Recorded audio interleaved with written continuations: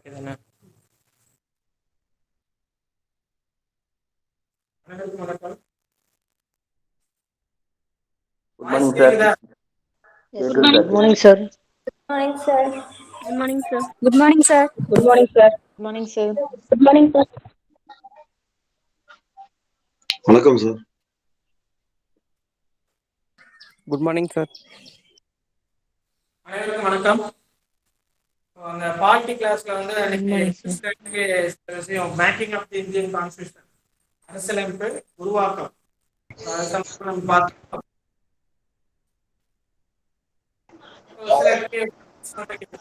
சரியா? சார் உங்க வாய்ஸ் ஸ்லோவா கேக்குதா? இப்ப கேக்குதா? சார் வாய்ஸ் பிரேக் ஆகி வேற ஒன்று சார்.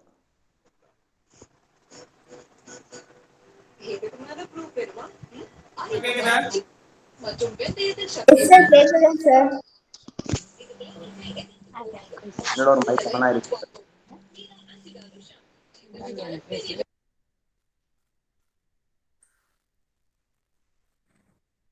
இந்த பக்கம்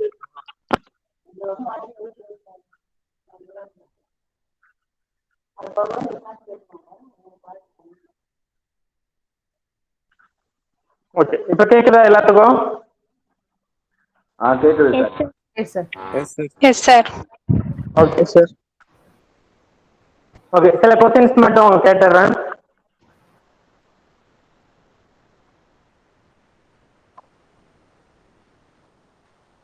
நேஷனல் கான்ஸ்டியூஷன் அசம்பிளி, இந்திய அரசியலமைப்பு நிர்ணய சபை உருவாக்க எந்த அமைப்பு வந்து அனுமதி வழங்கியது? அமைச்சரவை தூதுக்குழு. அமைச்சரவை தூதுக்குழு. ஓகே, கேபினட் மிஷன் அப்படின்னு சொல்ற அமைச்சரவை தூதுக்குழு. அந்த அமைச்சரவை தூதுக்குழுல எத்தனை பேர் இருந்தாங்க? 3 பேர். 3 பேர். யார் யாரு?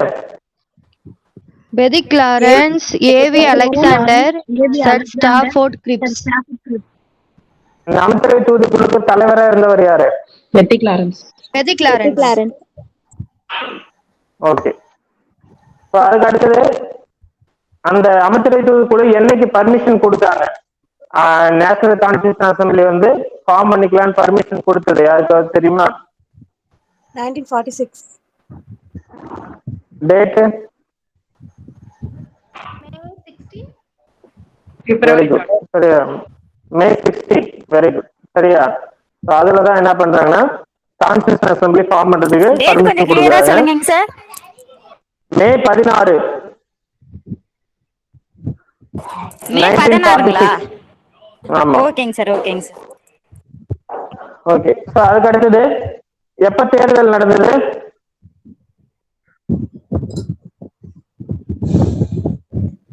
Today August 1951-52. August 1951. 1946.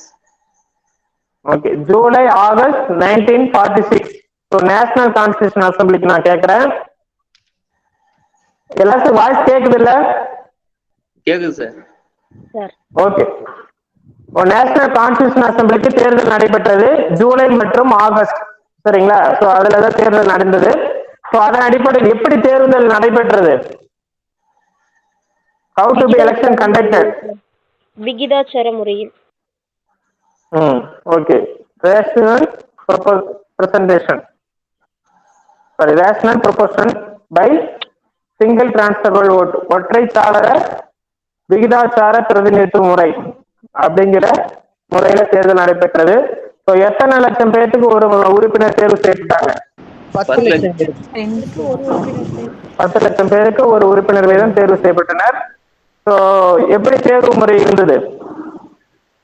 எவ்வாறு தேர்வு செய்யப்பட்டனர்? Partially selected, partially selection, very good. சரிங்களா, பார்ஷியலி எலெக்டட், பார்ஷியலி நாமினேட்டட். பகுதி தேர்தல், பகுதி நியமனம். சரிங்களா? அந்த பகுதி மொத்தம் எத்தனை உறுப்பினர்கள் தேர்வு செய்யப்பட்டனர்? முதல்ல 389. அதுல வந்து பிரிட்டிஷ் ப்ரொவின்சஸ் அந்த ஏரியால இருந்து தேர்வு செய்யப்பட்ட உறுப்பினர்கள் எத்தனை பேரு? 296. From the princely states சுதேச மன்னர்கள் பகுதிகளில் 93. Very good very good. மொத்தம் 389. ஸோ அந்த 296ல பாத்தீங்கன்னா 292 வந்து ஃப்ரம் பிரிட்டிஷ் ப்ராவின்சஸ், பெரிய 4 மெம்பர்ஸ் வந்து from the chief commissioners areas. சரியா? So அவங்களுடைய பகுதியில இருந்து பிரிட்டிஷ் மாகாணங்கள். So அந்த 4 மாகாணங்கள் என்னென்னு சொல்ல முடியுமா?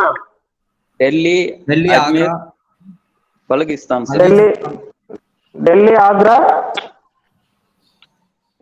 கூர் கூர் டெல்லி, ஆக்ரா, கூர், கூர், பலுசிஸ்தான். பலுசிஸ்தான். ஸோ 4 பகுதிகளில் மாகாணங்கள்ல இருந்து என்ன பண்ணியிருந்தாங்க, முதன்மையானவர்கள் கட்டுப்பாட்டில் இருந்த பகுதிகளில் 4 பேரை வந்து இது பண்ணியிருக்காங்க. சரியா? ஓகே. அதுக்கு அடுத்தது இந்த நேஷனல் கான்ஸ்டியூஷன் அசம்பிளியோட ஃபர்ஸ்ட் மீட்டிங் எப்போ நடந்தது? முதல் கூட்டம் 1946 December 9. December 9, 1946. December 9, 1946. Very good. So இது வந்து ஆல்ரெடி குரூப் 2A 2016ல ஸோ 2-3 டைம் இந்த கொஸ்டின்ஸ் வந்து கேட்டிருக்காங்க. சரிங்களா? So December 9, 1946. So headed by Sachchidananda Sinha. Sachchidananda Sinha. Very good. சரிங்களா? சச்சிதானந்த சின்ஹா. அவங்கள வந்து முன்மொழிவு ப்ரொபோஸ் பண்ணது யாரு? ராஜே Ambedkar. J B Kripal. Sachchidananda J B Kripalani. Okay, very good. அடுத்தது பாத்தீங்கன்னா நிரந்தர தலைவர்களோட தேர்தல், துணைத் தலைவர்களா எப்ப தேர்தல் நடைபெற்றது? யார் யார் நிரந்தர தலைவர், துணைத் தலைவர்கள் சொல்லுங்க. நிரந்தர தலைவர் வந்து Rajendra Prasad. December 11. HC Mukherjee, T T Krishnamachari. T T Krishnamachari. ஓகேவா? So okay. அதுக்கு அடுத்தது டிசம்பர் 13, 1946. டிசம்பர் 13, 1946 என்ன நடந்துச்சு? குறிக்கோள் தீர்மானம் நேருவின். ஜவஹர்லால் நேரு வந்து வெளியிட்டாரு. ஓகே. அதுல என்ன சொல்லியிருக்கோம் அப்படின்னா, நம்ம இந்திய அரசியலமைப்பை எப்படி ஃப்ரேம் பண்ண போறோம் அப்படிங்கிற முன்னோட்டத்தை வந்து சொன்னாரு. சரிங்களா? ஸோ அதை எப்ப ஏத்துக்கிட்டாங்க நேஷனல் கான்ஸ்டியூஷன் அசம்பிளி? ஜனவரி 22. 22, 1947. ஓகே. நேஷனல் பிளாக் எப்ப அடாப்ட் பண்ணிட்டாங்க national constitution assembly? July 18, July 22, 1947. ஓகேவா? ஓகே. ஸோ ஜூலை 22, அது ஜனவரி 22. இதான் டிஃபரன்ஸ். ஒன்னா ஞாபகம் வச்சுங்க. டேட் ஒன்று தான், மந்த் மட்டும் வேற. ஜூன் 22, இது ஜூலை, சாரி ஜனவரி 22, இது ஜூலை 22. ஓகேவா? ஓகே. ஸோ அதுக்கு அடுத்தது பாத்தீங்க அப்படின்னா முக்கியமான சேஞ்சஸ் வந்து நேஷனல் கான்ஸ்டியூஷன் அசம்பிளியில நடந்தது. எந்த சட்டத்தின் அடிப்படையில் அந்த ரிஃபார்ம்ஸ் நடந்துச்சு? Changes 42nd amendment. 1977. அமெண்ட்மெண்ட்ல அப்ப கிடையாதுங்களா? 47. ஓகே. வேற என்ன கேக்குதா? வாய்ஸ் கேட்கவே சரி எக்கோ அடிக்குது. விட்டு விட்டு கேக்குதா? இப்ப கேக்குதுங்களா? கிளியராகவே இல்லைங்க sir voice.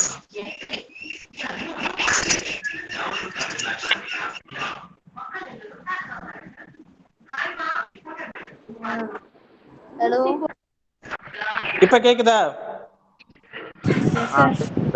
Yes sir. Okay okay. Yes sir.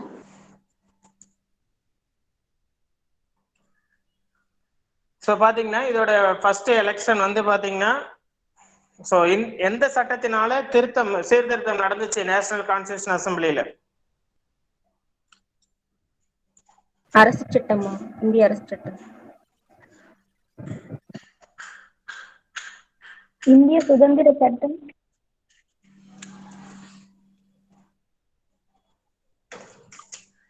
Very good. இந்திய சுதந்திர சட்டம் 1947. சரிங்களா? ஸோ அந்த சட்டத்தின் அடிப்படையில தான் நேஷனல் கான்ஸ்டியூஷன் அசம்பிளியில ஒரு 2-3 மாற்றங்கள் இருக்கும். அதுல முக்கியமான 2 மாற்றங்கள் என்னென்னு சொல்லுங்க பாப்போம்.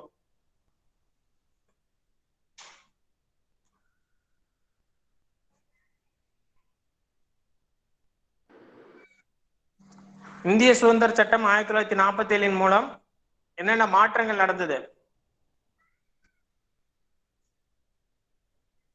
அரசியலமைப்பு உருவாக்க அமைப்பு, மத்திய சட்டமன்ற அமைப்பு.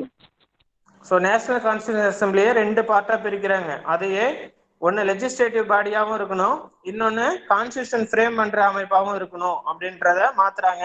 ஸோ அந்த கான்ஸ்டியூஷன் ஃப்ரேம் பண்றதுக்கு யாரு ஹெட்டா இருந்தா? அம்பேத்கர்.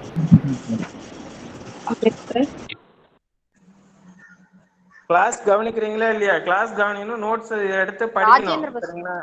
டாக்டர் ராஜேந்திர பிரசாத். சரிங்களா? ராஜேந்திர பிரசாத். ஸோ அதுக்கு அடுத்தது சட்டமன்ற அமைப்புக்கு யார் ஹெட்டா இருந்தாங்க? மௌலாங்கர். சரிங்களா? ஜிவி கணேஷ் வாசுதேவ் மௌலாங்கர் என்று அழைக்கப்படுகிற ஜிவி மௌலாங்கர். ஸோ அவங்க தான் வந்து first speaker of free India. சரிங்களா? ஸோ ஆஃப்டர் இண்டிபெண்டன்ஸ், சுதந்திரத்துக்கு பின்னாடி தேர்ந்தெடுக்கப்பட்ட முதல் சபாநாயகர் ஜிவி மௌலாங்கர். ஓகேவா? சரி, ஓகே. இன்னொரு சேஞ்சஸ் என்ன? 389 இருந்து 299 குறைப்பாங்க. Very good, very good. சரிங்களா? ஸோ அந்த அந்த கான்ஸ்டியூஷன் அசம்பிளி, நேஷனல் கான்ஸ்டியூஷன் அசம்பிளில என்ன பண்றாங்க? இருந்த மெம்பர்ஸ், ஏன் அப்படின்னா இந்தியாவும் பாகிஸ்தானும் பிரிவினை நடந்துருச்சு. ஸோ அந்த பிரிஞ்சதுனால முஸ்லீம் லீக் ஃபுல்லா வெளியே போயிட்டாங்க. அதனால அந்த மெம்பர்ஸோட கவுண்டிங் வந்து ரெடியூஸ் ஆகுது. சரிங்களா? From 389 to 299. சரிங்களா? ஸோ ரெடியூஸ் ஆனதுனால அதுல இருந்து அந்த 299லயும் பாத்தீங்கன்னா நம்மளுக்கு எப்படி பிரிக்கிறோம்? 226 plus 73. 229 சார். ஓகே, சரிங்களா? ஸோ அந்த 229 plus 70. ஸோ அந்த 29 பாத்தீங்கன்னா பிரிட்டிஷ் ப்ரொவின்சஸ் ஏரியாவில இருந்தும், 70 பாத்தீங்க அப்படின்னா சுதேச அரசுகள் பகுதிகளில் இருந்தும் பிரிக்கிறோம். சரியா? ஓகே. ஸோ இந்த 2 சேஞ்சஸ் தான் வந்து இந்தியன் இண்டிபெண்டன்ஸ் ஆக்ட்ல நடந்தது. ஸோ அதுக்கடுத்து என்ன பண்றாங்க? இந்த நேஷனல் கான்ஸ்டியூஷன் அசம்பிளி ஒவ்வொரு வேலை செய்யறதுக்கும் என்ன பண்றாங்க? மேஜர் கமிட்டி, மைனர் கமிட்டின்னு பிரிக்கிறாங்க. ஸோ அந்த மேஜர் கமிட்டி எத்தனை மொத்தம்? 8. ஓகே, சரிங்களா? ஸோ 8 குழுக்கள். ஸோ அதுல 3 குழுக்களுக்கு வந்து ஜவஹர்லால் நேரு வந்து தலைவரா இருப்பாரு. அந்த 3 குழுக்கள் என்னென்ன சொல்லுங்க பார்ப்போம். அதிகாரத்துவம், அரசு, United power constitution, committee, union constitution, union powers committee. அமைப்பு. மொத்தம் 3 சொல்லுங்க. Union powers, union constitutional, external committee. Okay. So இந்த 3 குழுக்களுக்கும் வந்து ஜவஹர்லால் நேரு வந்து தலைவராக இருப்பார். சரிங்களா? ஸோ அதுல முக்கியமான குழு தான் வந்து பாத்தீங்கன்னா டிராஃப்டிங் கமிட்டி. ஸோ அந்த டிராஃப்டிங் கமிட்டி என்னைக்கு ஃபார்ம் பண்ணாங்க? ஆகஸ்ட் 1947. ஆகஸ்ட் 29, 1947. சரிங்களா? ஸோ அதுல 1+6 மெம்பர்ஸ் இருப்பாங்க. ஸோ அதுல பாத்தீங்கன்னா மொத்தம் 7 உறுப்பினர் கொண்ட குழுவுல தலைவரா வந்து அம்பேத்கர் இருப்பாரு. ஸோ யாராவது ஒருத்தவங்க அந்த 6 உறுப்பினர்களை சொல்லுங்க பார்ப்போம். கோபாலசுவாமி ஐயங்கார், முன்ஷி, முகமது சதுல்லா, என் மாதவராவ், மில்லர், கிருஷ்ணசாமி ஐயர், கிருஷ்ணமாச்சாரி, அல்லடி கிருஷ்ணமூர்த்தி. ஓகே, சரிங்களா? ஸோ அந்த நான் சொன்ன மாதிரி அந்த மாஸ்க் ஜி ஞாபகம் வச்சுங்க. சரிங்களா? எம் மட்டும் ஸ்கொயர்ல வரும். மாஸ்க் ஜி ஞாபகம் வச்சுக்கிட்டீங்கன்னா ஈஸியா 6 பேரை ஞாபகம் வச்சுக்க முடியும். சரிங்களா? M for Munshi and Madhavrao. So அதுக்கு அடுத்தது பாத்தீங்கன்னா ஏ வந்து அல்லாடி கிருஷ்ணசாமி ஐயர். ஸோ அதுக்கு அடுத்து எஸ் பாத்தீங்கன்னா சையது முகமது சாதுல்லா. ஸோ அதுக்கு அடுத்தது பாத்தீங்கன்னா கே வந்து டிடி கிருஷ்ணமாச்சாரி, ஜி வந்து கோபாலசாமி ஐயங்கார். ஸோ மொத்தம் 6 உறுப்பினர்கள். சரிங்களா? ஸோ அவங்க என்ன பண்றாங்க? ஃபர்ஸ்ட் டிராஃப்ட் வந்து இன்ட்ரடியூஸ் பண்றாங்க. Second draft. ஸோ அதுக்கு அடுத்து ஃபர்ஸ்ட் டிராஃப்ட் பாத்தீங்கன்னா பிப்ரவரி 1948. ஸோ அதுக்கு அடுத்து செகண்ட் டிராஃப்ட் பாத்தீங்கன்னா அக்டோபர் 1948. ஸோ அதுக்கு அடுத்து நவம்பர் 4 அன்னைக்கு வந்து என்ன பண்றாங்க? இங்க கான்ஸ்டியூஷன் அசம்பிளில தேர்ட் டிராஃப்ட், ஃபைனல் டிராஃப்டை இன்ட்ரடியூஸ் பண்றாங்க. ஃபர்ஸ்ட் 5 days வந்து என்ன பண்றாங்க? ஜெனரல் டிஸ்கஷன் மட்டும் நடக்குது. ஸோ அதுக்கடுத்து நவம்பர் 15 வந்து அடுத்த இயர் அக்டோபர் 16, 1947 வரைக்கும் செகண்ட் டிஸ்கஷன் கிளாஸ் பை கிளாஸா நடக்குது. ஸோ அதுல வந்து சுமார் 2400 அமெண்ட்மெண்ட்ஸ் வந்து ஏத்துக்கிறாங்க. ஸோ அதுக்கடுத்து தேர்ட் டிராஃப்ட் என்ன எப்போ இன்ட்ரடியூஸ் பண்றாங்க? நவம்பர் 1922.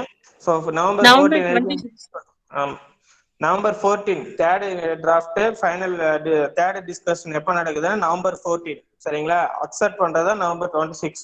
ஸோ அக்செப்ட் பண்ணிட்டு எத்தனை பேர் சைன் பண்றாங்க? 284. சரிங்களா, 284 உறுப்பினர்கள் வந்து கையொப்பமிட்டனர். சரிங்களா, ஓகே. ஸோ அதுக்கு அடுத்தது பாத்தீங்கன்னா அன்னைக்கே வந்து நவம்பர் 26 அன்னைக்கே சிட்டிசன்ஷிப் பார்ட் 20, 22 சில ஆர்டிகல்ஸ் எல்லாமே நடைமுறைக்கு வந்திருக்கும். தேர்தல் சம்பந்தமான ஆர்டிகல் 324 நடைமுறைக்கு வரும். ஸோ அதுக்கு அடுத்தது பாத்தீங்கன்னா 11 சீசன் முடிஞ்சு 12வது சீசன்ல ஜனவரி 24 அன்னைக்கு தான் எல்லாரும் கையெழுத்து போடுறாங்க. ஸோ அது 12வது சீசனா சொல்றாங்க. அதுலதான் குடியரசுத் தலைவரா ராஜேந்திர பிரசாத்தை தேர்வு செய்யறாங்க. சரிங்களா. ஸோ கடைசி கூட்டம் எப்ப நடந்துச்சுன்னா ஜனவரி 24. அதுல தலைவரை செலக்ட் பண்றாங்க. அது இல்லாம தேசிய கீதம், தேசிய பாடல், national anthem and national song வந்து நேஷனல் கான்ஸ்டியூஷன் அசம்பிளி வந்து ஜனகணமனையும் வந்தே மாதரம் அந்த பாடலையும் வந்து என்ன பண்றாங்க, அக்செப்ட் பண்ணிக்கிறாங்க. ஸோ அதுக்கு அடுத்து பாத்தீங்கன்னா ஈவன் ஜனவரி 25 பாத்தீங்கன்னா எலெக்ஷன் கமிஷன் ஃபார்ம் பண்ணியிருப்பாங்க. ஜனவரி 28 நம்மளுக்கு சுப்ரீம் கோர்ட் டெல்லியில ஃபார்ம் பண்ணியிருப்பாங்க. சரியா. ஸோ இதுதான் வந்து நேஷனல் கான்ஸ்டியூஷன் அசம்பிளியோட ஒர்க், ஃப்ரேம் பண்ண ஒர்க். இதான் மேக்கிங் ஆஃப் கான்ஸ்டியூஷன் சொல்லுவோம். ஸோ இதுல சில கூற்றுகள், இம்பார்ட்டன்ட் ஃபேக்ட்ஸ் அப்படின்னு சொல்லி பார்த்தோம்னா, ஸோ அதுல வந்து அந்த இதுல ரைட் பண்ண இத்தாலி ஸ்டைல்ல எழுதினவர் பாத்தீங்கன்னா யாரு?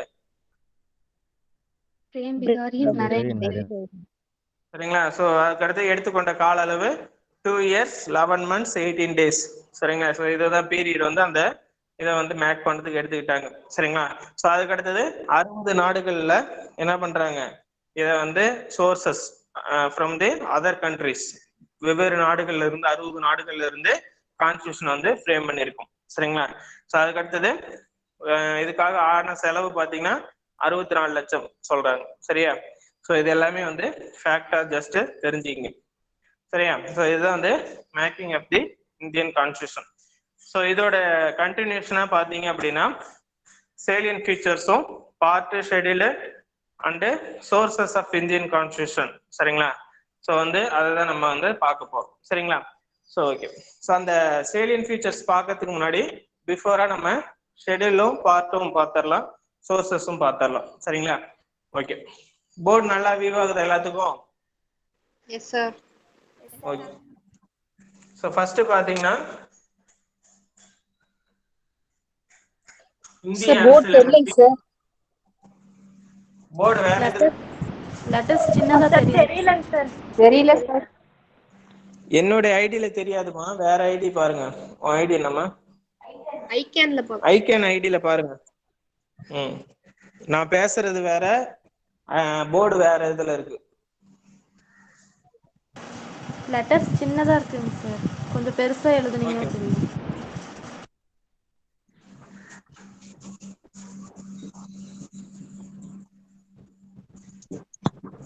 உங்களுக்கு ஸ்லைடு நான் கொடுத்துறேன் அப்புறமா, ஜஸ்ட் காதுல மட்டும் நல்லா கேட்டுங்க.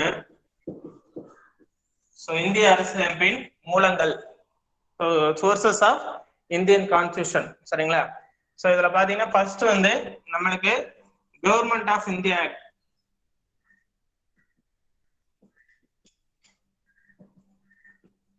ஸோ இதுல தான் பேஸ் பண்ணி தான் நம்ம என்ன பண்றோம், கான்ஸ்டியூஷனை ஃப்ரேம் பண்ணியிருக்கோம். ஸோ இதுல இருந்து என்ன பண்ணிருக்காங்க அப்படின்னா கவர்னர் போஸ்டிங், அடுத்தது அவருடைய ஆபீஸ் ப்ரொசீஜர்,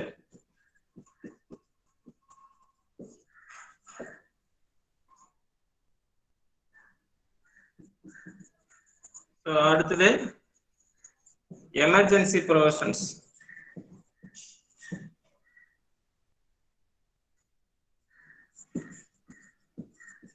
அடுத்தது ஜூரிடிகேஷன்,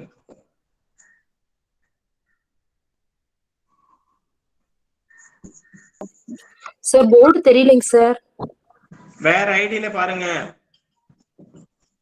ஐகேன் ஐடி இருக்கு பாருங்க, அதுல பாருங்க. வாய்ஸ் வெளிச்சம் ராஜகோபால வரும், ஐடி போர்டு வந்து வேற ஐடியில இருக்கும்.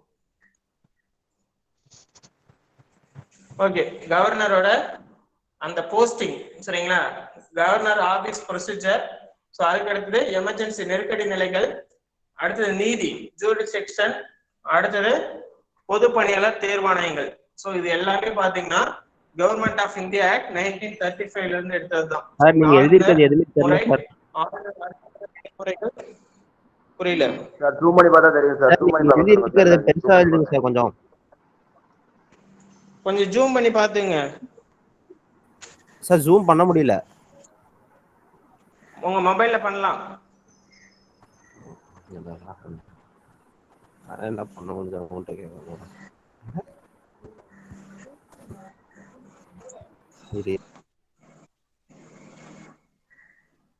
தெரியுதா?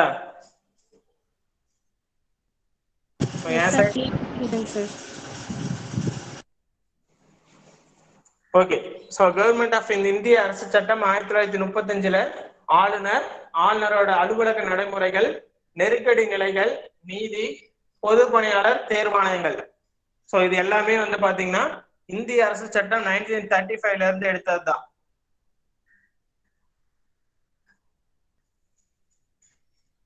சரியா? சோ இதுல ஏதாவது டவுட்ஸ் இருக்கா? ஃபர்ஸ்ட் பாருங்க, ஒரு ஷார்ட்கட்டா ஞாபகம் வச்சுங்க.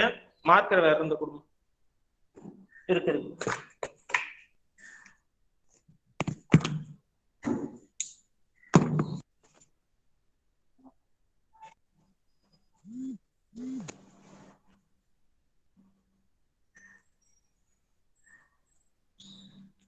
ஓகே. கேக்குதா இப்ப? கேக்குது சார், கேக்குது. ஓகே. சோ ஆளுநரோட அலுவலக நடைமுறைகள். சோ அதுக்கு அடுத்தது ஆளுநர் அலுவலகத்துல என்ன பண்ணுவாருன்னா நெருக்கடி நிலையை அறிவிப்பார். ஞாபகம் வச்சுங்க. ஜஸ்ட் ஒரு இதுக்காக, சரிங்களா, ஒரு கோர்வையா ஞாபகம் வச்சுக்கிறது ஒரு ஷார்ட்கட்டா சொல்றேன். சோ அப்ப என்ன பண்ணுவாரு அப்படின்னா, நெருக்கடி நிலையை பாதிக்கப்படும் போது என்ன பண்ணுவோம், நம்ம நீதி வந்து கேட்போம். சரிங்களா? சோ அந்த நீதி கேட்கறதுக்கு நீதிபதிகள் பணியாளர் தேர்வாணையம் மூலம் நியமிக்கப்படுகின்றனர். சோ இப்படி ஒரு ஷார்ட்கட்டா ஒரு கோரிலேஷனா வந்து படிச்சுங்க. சரிங்களா? ஆளுநரோட அலுவலகத்துல நெருக்கடி நிலையை இம்ப்ளிமெண்ட் பண்றாங்க. சோ அதுக்காக வந்து நம்மளுடைய அடிப்படை உரிமைகள் பாதிக்கப்படுறதுனால நீதி கேட்க போறோம். நீதி கேட்கும் போது அங்க ஆட்கள் வந்து பணியாளர் தேர்வாணையம் வந்து தேர்வு செய்யுது. சரிங்களா? சோ இது எல்லாத்தையும் பாத்தீங்கன்னா இந்திய அரசு சட்டம் 1935ல மூலம் கொண்டு வரப்பட்டது. சோ அதுக்கு அடுத்தது பாத்தீங்கன்னா அமெரிக்கன் கான்ஸ்டிடியூஷன். சோ அமெரிக்க அரசியலமைப்புல இருந்து எடுக்கப்பட்ட மூலங்கள். சோ ஃபர்ஸ்ட் பாத்தீங்கன்னா முக்கியமானது ஃபண்டமெண்டல் ரைட்ஸ், அடிப்படை உரிமைகள். சோ அடிப்படை உரிமைகள் மீறினா என்ன பண்ணுவாங்க, ஜுடிஷியல் ரிவ்யூ, நீதி புனராய்வு. அடிப்படை உரிமைகள் மீறி சட்டம் இயற்றப்படும் போது நீதி புனராய்வு செஞ்சு அந்த அடிப்படை உரிமைகளுக்கு ஒப்புதல் கொடுத்தது யாரு, குடியரசுத் தலைவர். சோ அவரை பதவி நீக்கம் செய்யறது, இம்பீச்மெண்ட் ஆஃப் பிரசிடென்ட்.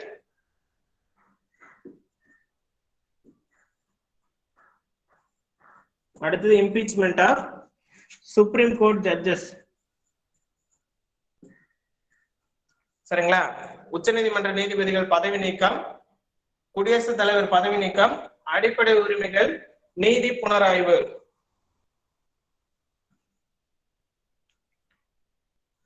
அதுக்கு அடுத்தது பாத்தீங்கன்னா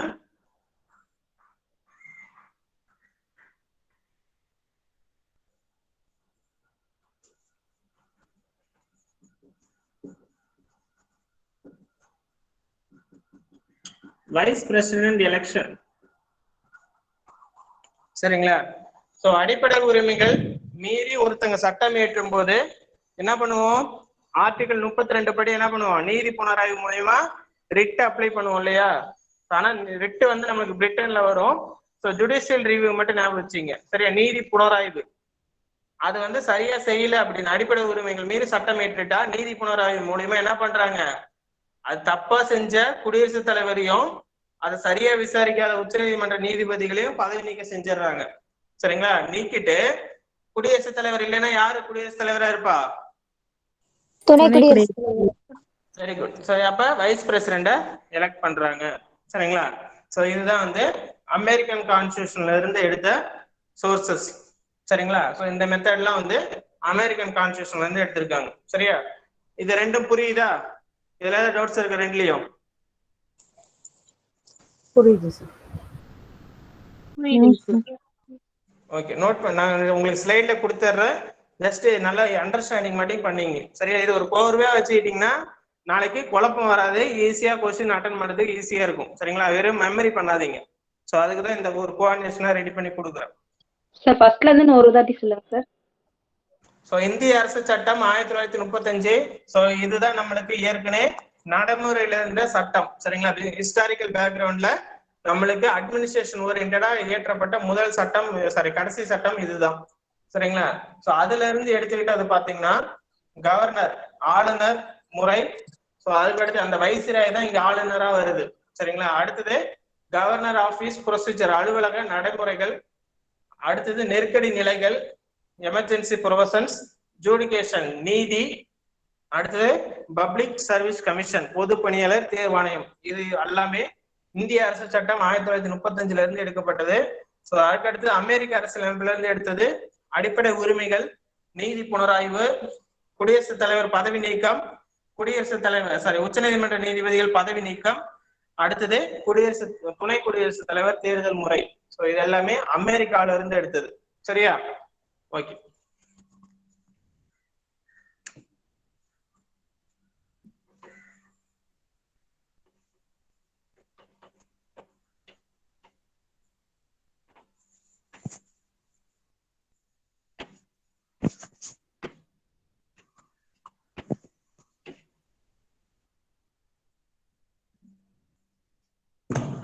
அதுக்கடுத்தது பிரிட்டன் கான்ஸ்டியூஷன்.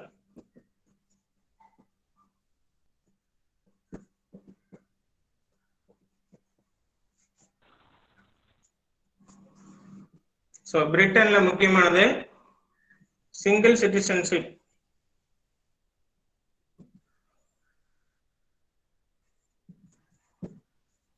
ஒற்றை குடியுரிமை, பாராளுமன்ற அரசாங்க முறை, parliament form of government,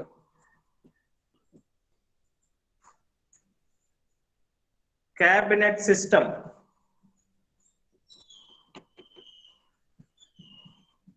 bicameral legislator, ஈரவை சட்டமன்றம்,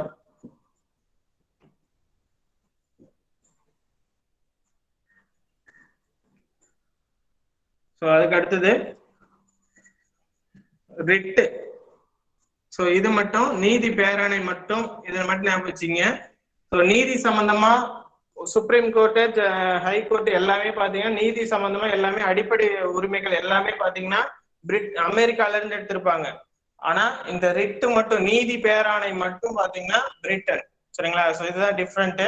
ஸோ அதே மாதிரி பாத்தீங்கன்னா மீதி எல்லாமே பார்லிமெண்ட் சட்டமன்ற சம்பந்தமா, பாராளுமன்ற முறை, சட்டமன்ற முறை, இது ஃபுல்லாவே பாத்தீங்க அப்படின்னா நம்மளுக்கு பிரிட்டன்ல வந்துடும். சரிங்களா? ஸோ அதுல வித்தியாசப்படுறது இந்த ரிட்டு மட்டும்தான். சரிங்களா? நீதி பேராணை மட்டும்தான். ஸோ இதை நம்ம ஆர்டிகல்ல பார்ப்போம். சரிங்களா? அடிப்படை உரிமைகள் மீறி செய்யும் போது 5 வகையான நீதி பேராணைகள்.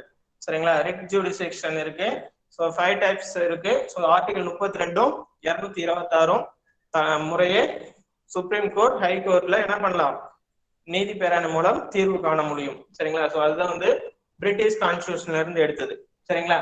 ஸோ சட்டமன்றம், பாராளுமன்றம் தொடர்பா எது கேட்டாலும் நம்மளுக்கு பிரிட்டன் கான்ஸ்டியூஷன் எடுத்துங்க. சரியா? ஸோ ரிட்டு மட்டும் நீதியில வரதுல மாறுபட்டது. ஸோ அதுக்கு அடுத்தது கனடா கான்ஸ்டியூஷன்.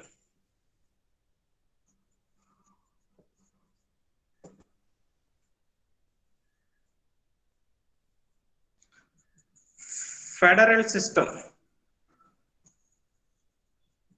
ஸோ ஃபெடரல் கூட்டாட்சி தன்மை. ஸோ அப்படிங்கிறது என்னன்னா வலுவான மத்திய அரசுடன் கூடிய கூட்டாட்சி துறை. சரியா? அதாவது குவாசி ஃபெடரல் அப்படின்னு சொல்லுவோம்.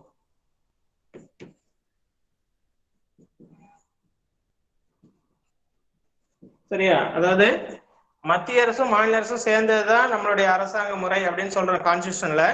ஆனா மோஸ்ட் ஆஃப் தி பவர் பாத்தீங்க அப்படின்னா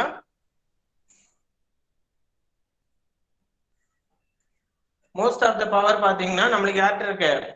ஸ்ட்ராங் சென்டர். சரிங்களா? சோ அதுதான் வந்து நம்மளோட கூட்டாட்சி தன்மையோட வினாத தன்மை அப்படின்னு சொல்றோம். சரிங்களா? சோ அந்த கூட்டாட்சி தன்மையில குவாசி ஃபெடரல், அதாவது அரைக்குறை கூட்டாட்சி அப்படிம்போம். சோ அந்த குவாசி ஃபெடரல் தன்மை வந்து எங்க இருந்து எடுத்துக்காங்கன்னா கனடால. சோ அப்ப அரைக்குறை கூட்டாட்சிங்கிறது நம்ம வந்து அந்த கூட்டாட்சி தன்மை ஃபெடரல் சிஸ்டம்ல பார்ப்போம் ஃபியூச்சர்ஸ்ல. சோ ஒரு சில இதெல்லாம் பாத்தீங்கன்னா கூட்டாட்சி தன்மைக்கும் மாறுபட்டதா இருக்கும். சரிங்களா? என்னென்ன அப்படின்னா appointment of governor.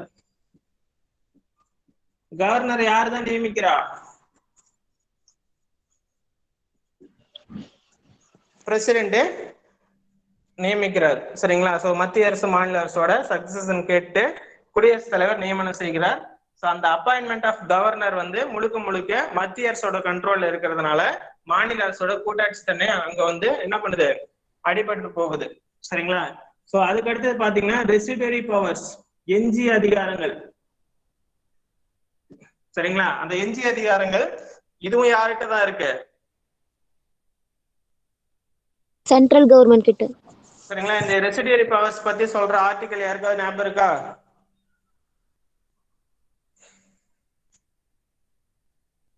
Article 248. Very good, very good. சரிங்களா? ஆர்டிகல் 248. சரிங்களா? சோ இது வந்து ரெசிடியரி பவர்ஸ். சரிங்களா? சோ அதுக்கு அடுத்தது பாத்தீங்க அப்படின்னா உச்சநீதிமன்றத்தோட ஆலோசனை பெறுதல்.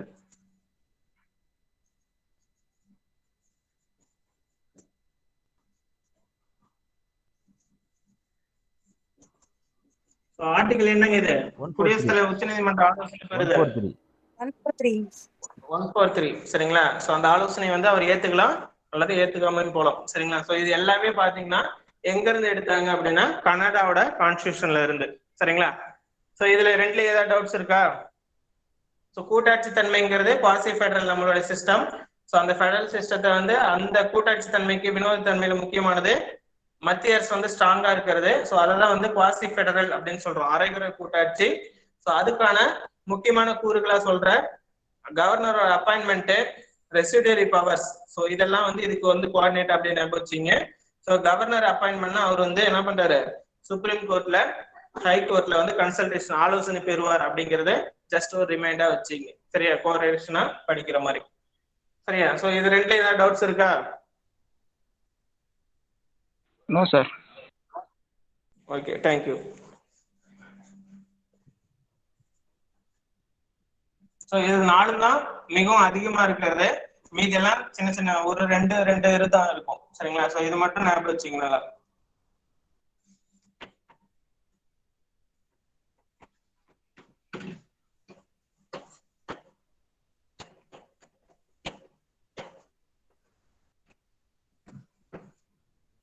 சோ அதுக்கு அடுத்தது பாத்தீங்கன்னா ஆஸ்திரேலியன் கான்ஸ்டிடியூஷன்.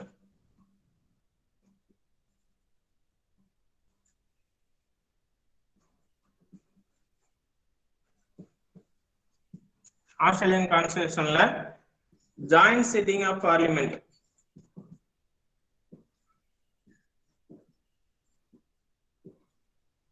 பாராளுமன்றத்தின் கூட்டு கூட்டம். அடுத்தது 3 பவர்கள், 3 அதிகாரங்கள் இருக்கு இல்லையா மத்திய மாநில அதிகார உறவுகள்ல. சோ 3 வகையான உறவுகள் என்னென்ன? சாரி, 3 வகையான பட்டியல். மத்திய பட்டியல்,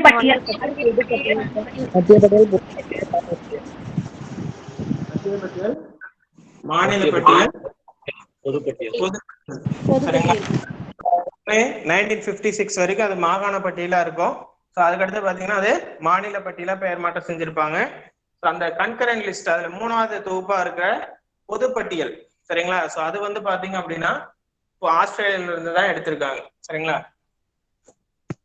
அடுத்தது ட்ரேட் அண்ட் காமர்ஸ்.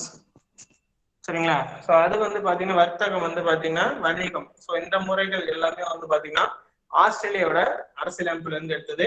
சோ பொது ஆஸ்தி அப்படிங்கறத ஞாபகம் வச்சுங்க. பொது ஆஸ்தினாவே நமக்கு தெரியும், பொது பட்டியல், பொது பட்டியல், பொது கூட்டம். So Australia. சோ அது தமிழ்ல ஞாபகம் வச்சுக்கிறது ஈஸியா இருக்கும். சரிங்களா? சோ அதுக்கு அடுத்து பாத்தீங்க அப்படின்னா ரஷ்யாவோட கான்ஸ்டிடியூஷன். ரஷ்யாவும் கொடுக்கலாம் ஆப்ஷன்ல. அல்லது USSR, United States of Soviet Russia. So அதுவும் கொடுக்கலாம். சரிங்களா? அந்த இதுல ஃபண்டமெண்டல் டியூட்டிஸ்,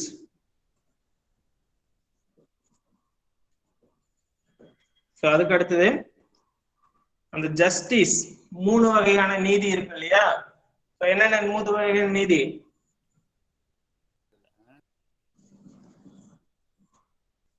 மூணு வகையான நீதி என்னென்னங்க? நேற்று எக்கனாமிக்ஸ் சார்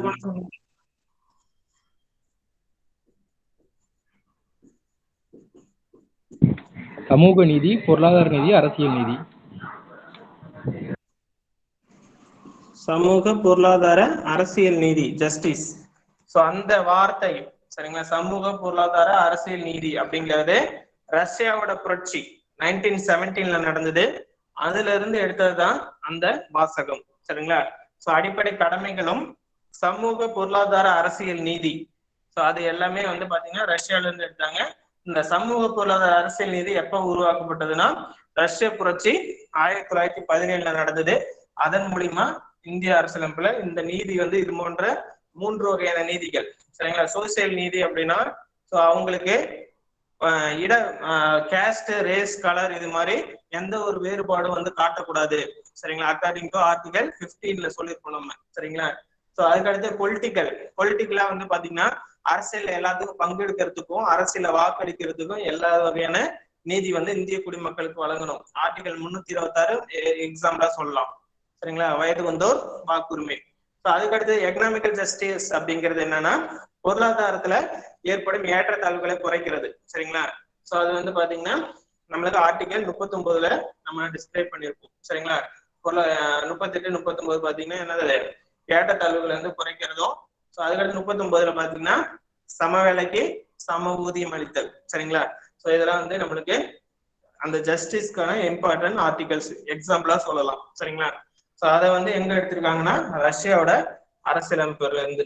சரிங்களா? ஸோ இந்த 2 இது புரியுதா? ஓகே.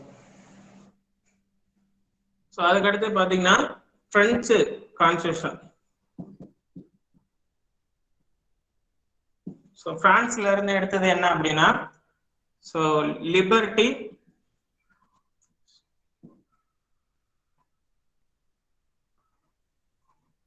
ஈக்குவலிட்டி, ஃப்ரெட்டர்னிட்டி, சமத்துவம், சுதந்திரம், சமத்துவம், சகோதரத்துவம். சரிங்களா? ஸோ இது வந்து பாத்தீங்கன்னா பிரெஞ்சு புரட்சி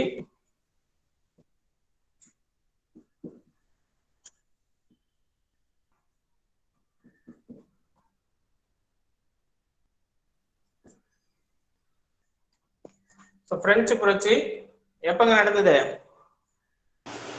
1789 to 1799.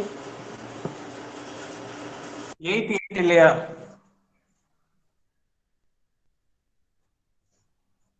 லிபர்ட்டி, ஈக்குவாலிட்டி, ஃப்ரெட்டர்னிட்டி, சுதந்திரம், சமத்துவம், சகோதரத்துவம், இந்த வார்த்தைகள் பிரெஞ்சு புரட்சியில இருந்து எடுக்கப்பட்டது. ஸோ இது பிரெஞ்சு கான்ஸ்டிடியூஷன், இதை ஞாபகம் வச்சுங்க. சரிங்களா? ஸோ அதுக்கடுத்து பாத்தீங்கன்னா ஐரிஷ், அது ஒண்ணு முக்கியமானது. போர்டு கீழே தெரியுதா? இருங்க அழைச்சிடறோம். ஸோ இது 3ல ஏதாவது டவுட்ஸ் இருக்கா? French constitution, Australian constitution. No sir. Okay sir, பிரெஞ்சு புரட்சியோட ஆண்டு மட்டும் சொல்லுங்க சார். 1788 to 98 madam. சார் ரஷ்ய புரட்சி 1917.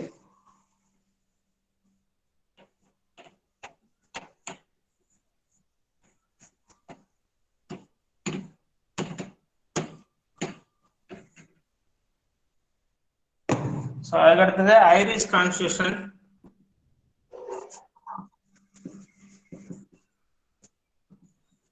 ஸோ ஐரிஷ்ல முக்கியமானது directive principles of state policy. சரிங்களா? அரசு வழிமுறை கோட்பாடுகள். சரிங்களா? அரசு கொள்கைகள் வகுக்கும் போது, சட்டங்கள் இயற்றப்படும் போது எந்த வழிமுறைகளை ஃபாலோ பண்ணணும் அப்படிங்கிற கைட்லைன்ஸ் இருக்கிறது இந்த டிபிஎஸ்பில தான். ஸோ அது அயர்லாந்துல இருந்து எடுத்திருக்காங்க. ஸோ அடுத்தது எலெக்ஷன் மெத்தட் ஆஃப் பிரசிடென்ட்.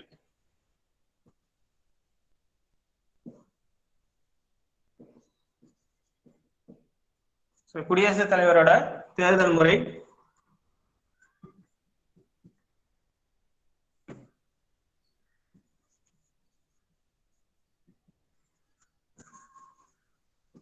அடுத்தது நாமினேட்டட் மெம்பர்ஸ் ஆஃப் ராஜ்யசபா ராஜ்யசபால நியமன உறுப்பினர்கள்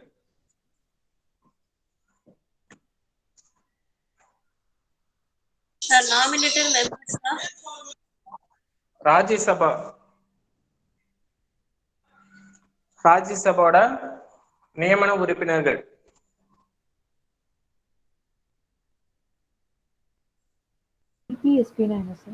ரெண்டு பேருக்கு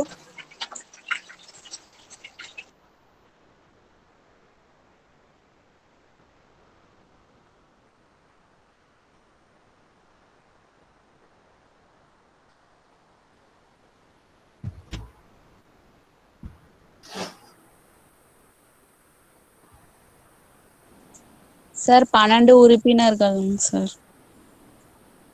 அதெல்லாம் பின்னாடி சொல்றோமா, நியமன உறுப்பினர்கள் என்ன டிஸ்கஸ் பண்ணல சரிங்களா. ராஜ்யசபாவோட நியமன உறுப்பினர்கள், அந்த நியமனம் அப்பாயின்ட் பண்றது குடியரசுத் தலைவர் தானே செய்யறாரு. அந்த முறை எங்க இருந்து எடுத்திருக்காங்க அப்படின்னா அயர்லாந்து. சரியா? என்னமா டிபிஎஸ்பினா என்ன சார்? டிபிஎஸ்பினா directive principles of state policy, தமிழ்ல அரசு கொள்கை வழிமுறை கோட்பாடுகள். சரிங்களா? அந்த கொள்கை, அதாவது அரசு வந்து சட்டங்கள் இயற்றப்படும் போது எந்த மெத்தட், எதை அடிப்படையாக கொண்டு சட்டங்கள் இயற்ற வேண்டும். சரிங்களா? ஆர்டிகல் 36ல இருந்து 51 வரைக்கும் பிரிவு 4ல நம்மளுக்கு கொடுக்கப்பட்டிருக்கு. ஸோ இதை அடிப்படையாக கொண்டுதான் அரசு வந்து சட்டங்களை இயற்ற வேண்டும் அப்படின்னு சொல்லியிருக்காங்க.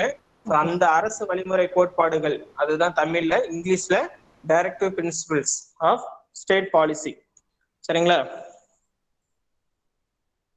ஸோ அந்த அரசு வழிமுறை கோட்பாடுகள் வந்து பாத்தீங்கன்னா அயர்லாந்து.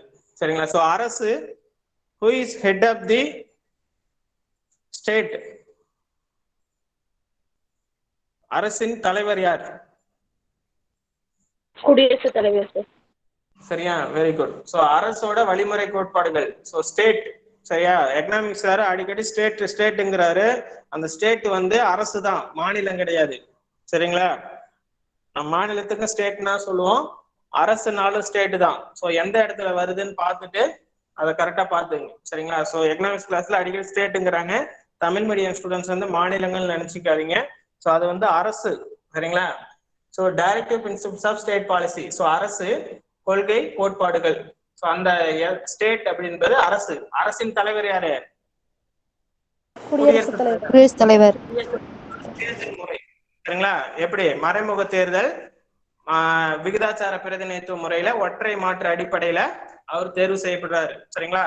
பாராளுமன்றத்தோட ஈரவை தேர்ந்தெடுக்கப்பட்ட உறுப்பினர்கள், சட்டமன்றத்தோட தேர்ந்தெடுக்கப்பட்ட உறுப்பினர்கள், டெல்லி புதுச்சேரியோட யூனியன் பிரதேசத்தோட தேர்ந்தெடுக்கப்பட்ட உறுப்பினர்கள், இவங்க எல்லாத்தையும் கொண்டுதான் என்ன பண்றாங்க, குடியரசுத் தலைவரை தேர்தல் செய்யறாங்க. சரிங்களா? ஸோ தேர்தல் முறையில ஏற்கனவே சொல்லியிருக்கோம், அகைன் ரிப்பீட்டடா மறுபடியும் சொல்லுவோம். சரிங்களா? குடியரசுத் தலைவர் நடத்தும் போது சொல்றேன். ஸோ அதுக்கு அடுத்தது குடியரசுத் தலைவர் தேர்ந்தெடுத்துட்டா அதுல நாமினேட்டட் மெம்பர்ஸ் பங்கு கொள்ள மாட்டாங்க.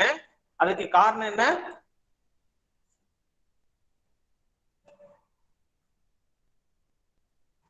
எந்த நாமினேட்டட் மெம்பர்ஸும் வந்து குடியரசுத் தலைவர் தேர்தலில் பங்கு கொள்வதில்லை. ஏன்? பார்லிமெண்ட்ல பிரசிடென்ட் மட்டும் அப்பாயிண்ட் பண்றவங்க சார், மக்களால தேர்ந்தெடுக்கப்பட மாட்டாங்க. குடியரசுத் தலைவரால நியமனம் செய்யப்படுபவர்கள், அதனால அவங்க தேர்தலில் பங்கு கொள்ள அனுமதி வழங்கப்படவில்லை. சரிங்களா? இந்திய அரசியலமைப்புல அவங்களுக்கு பர்மிஷன் கிடையாது. சரிங்களா? ஸோ அதனால இந்த nominated members of Rajya Sabha, so குடியரசுத் தலைவர் அப்பாயிண்ட் பண்ணா அவர் வந்தவங்க என்ன பண்ணுவாரு, ராஜ்யசபாவோட நியமன உறுப்பினர்களை அப்பாயிண்ட் பண்ணுவாரு. சரிங்களா? ஸோ அந்த நியமன உறுப்பினர் முறை வந்து இங்க ஐரிஷ்ல இருந்து தான் எடுத்தாங்க. ஸோ அரசுக்கு தலைவர், குடியரசுத் தலைவர் அவர் வந்தவுடனே ராஜ்யசபாவோட நாமினேட்டட் மெம்பர்ஸ் அப்பாயிண்ட் பண்ணுவாரு. சரிங்களா? ஸோ இதை ஒரு கோர்வையா ஞாபகம் வச்சுங்க. அதுக்கடுத்து பாத்தீங்க அப்படின்னா சவுத் ஆப்பிரிக்கா கான்ஸ்டிடியூஷன்.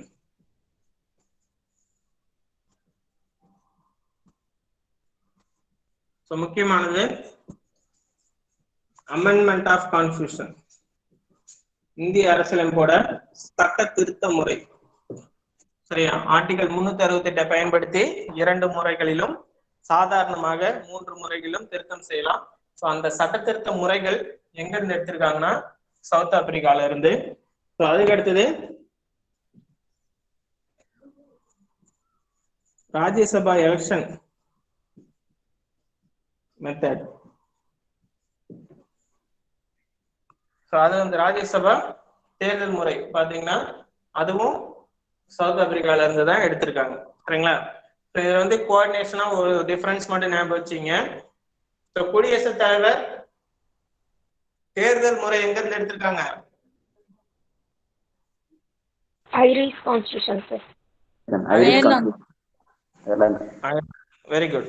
குடியரசுத் தலைவர் நீக்க முறை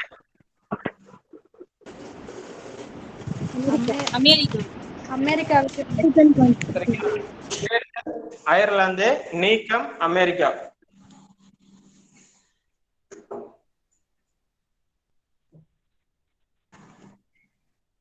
ஒரே ஒரு நிமிஷம் இருங்க.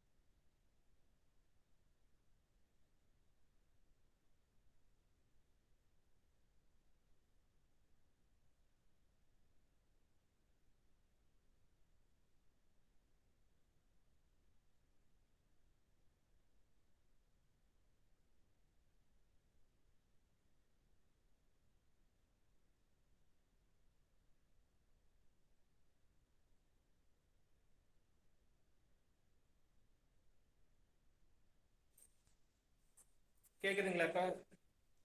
கேக்குது சார், கேக்குது.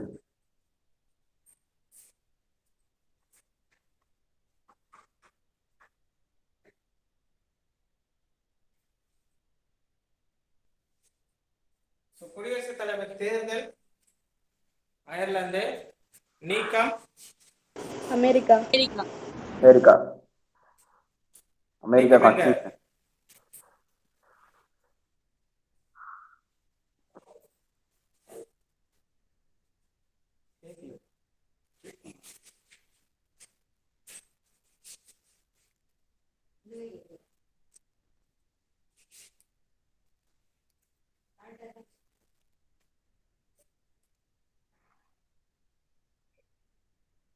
இப்ப கேக்குதுங்களா?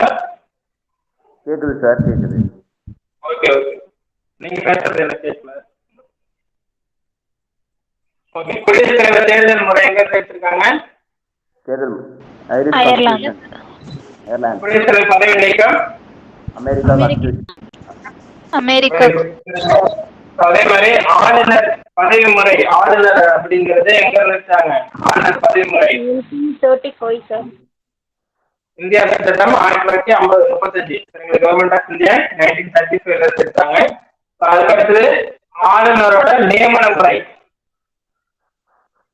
கன்னட அரசியலமைப்பு. சரிங்களா? அது ரெண்டு கோஆர்டினேஷனா ஞாபகம் வச்சுங்க. சரிங்களா? அதுக்கடுத்து ஜூடிஷியேஷன் எங்க எடுத்தாங்க? ரிட் எங்க எடுத்தாங்க? பிரிட்டன் அரசியல் கான்ஸ்டிடியூஷன் சார். ரிட் பிரிட் அப்படி ஞாபகம் வச்சுங்க. சரிங்களா? ரிட் பிரிட். ஸோ அதனால ரிட் வந்து பிரிட்டன். ஜுடிஷியல் ரிவ்யூ கேட்டாலும் சரி, ஜூடிஷியேஷன் கேட்டாலும் சரி, அதே அமெரிக்கா. அமெரிக்கா. சார் உங்க வாய்ஸ் இல்லைங்க சார். சார் நாய்ஸ் ஆட் ஆகி கேக்குது. கேட்க மாட்டேங்குது. இப்ப எப்படி இருக்கு? வாய்ஸ் எக்கோ அடிக்குது சார். வாய்ஸ் பிரேக் ஆகுது.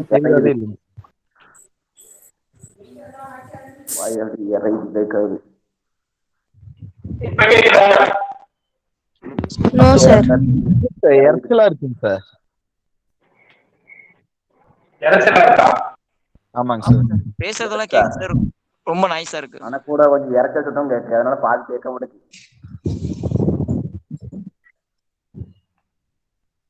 சார். அப்போ போன்ல பேசுன மாதிரி பேசுங்க சார், அப்போ கரெக்டா இருக்கும். அப்போ நல்லா கேட்கும் சார். அப்போதான் அப்போதான் பேசுனீங்களா போன்ல வச்சு.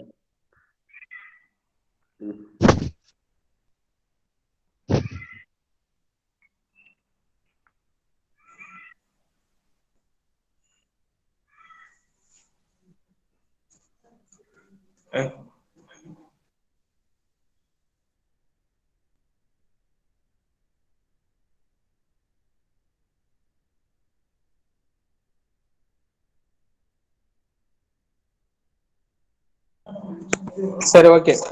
இப்ப கேக்குதா? கேக்குது சார். கேக்குதுங்க சார்.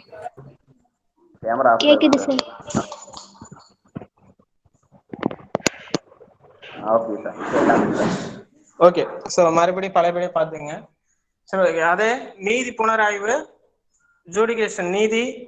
சோ இது வந்து பாத்தீங்க அப்படின்னா ஜுடிஷியல் ரிவ்யூ எங்க இருந்து எடுத்தாங்க?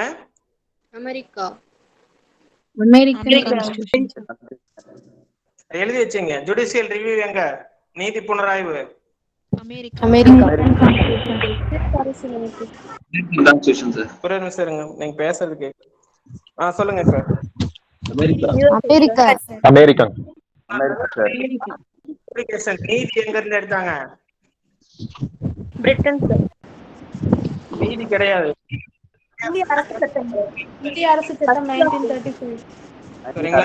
சட்டம் 1935. அவ்வளவுதான். சோ அதுக்கு அடுத்தது பாத்தீங்கன்னா ரெட்டு வந்து பிரிட்டன். சரிங்களா? இது மூணும் வந்து ஒரே மாதிரி தமிழ்ல வார்த்தை ஒரே மாதிரி இருக்கும். சரிங்களா? ரெட்டுனா நீதி பேராணை, ஜுடிகேஷன்னா நீதி, ஜுடிஷியல் ரிவ்யூனா நீதி புனராய்வு. இது மூணும் 3 சோர்சஸ்ல இருந்து எடுத்திருக்கோம். சோ அதை ஞாபகம் வச்சுக்கோங்க. ஸோ இதான் வந்து ஒரே மாதிரி வர்றது. சரிங்களா? சோ இப்ப இந்தியன் கான்ஸ்டிடியூஷன் சோர்சஸ்ல ஏதாவது டவுட்ஸ் இருக்கா ஓவராலா? இல்ல சார். No sir. தெளிவா இருக்கா? புரியுதா? No sir. Okay. Okay. So அடுத்தது பாத்தீங்கன்னா பார்ட்ஸ் ஆஃப் இந்தியன் கான்ஸ்டிடியூஷன், இந்திய அரசியலமைப்போட பிரிவுகள்.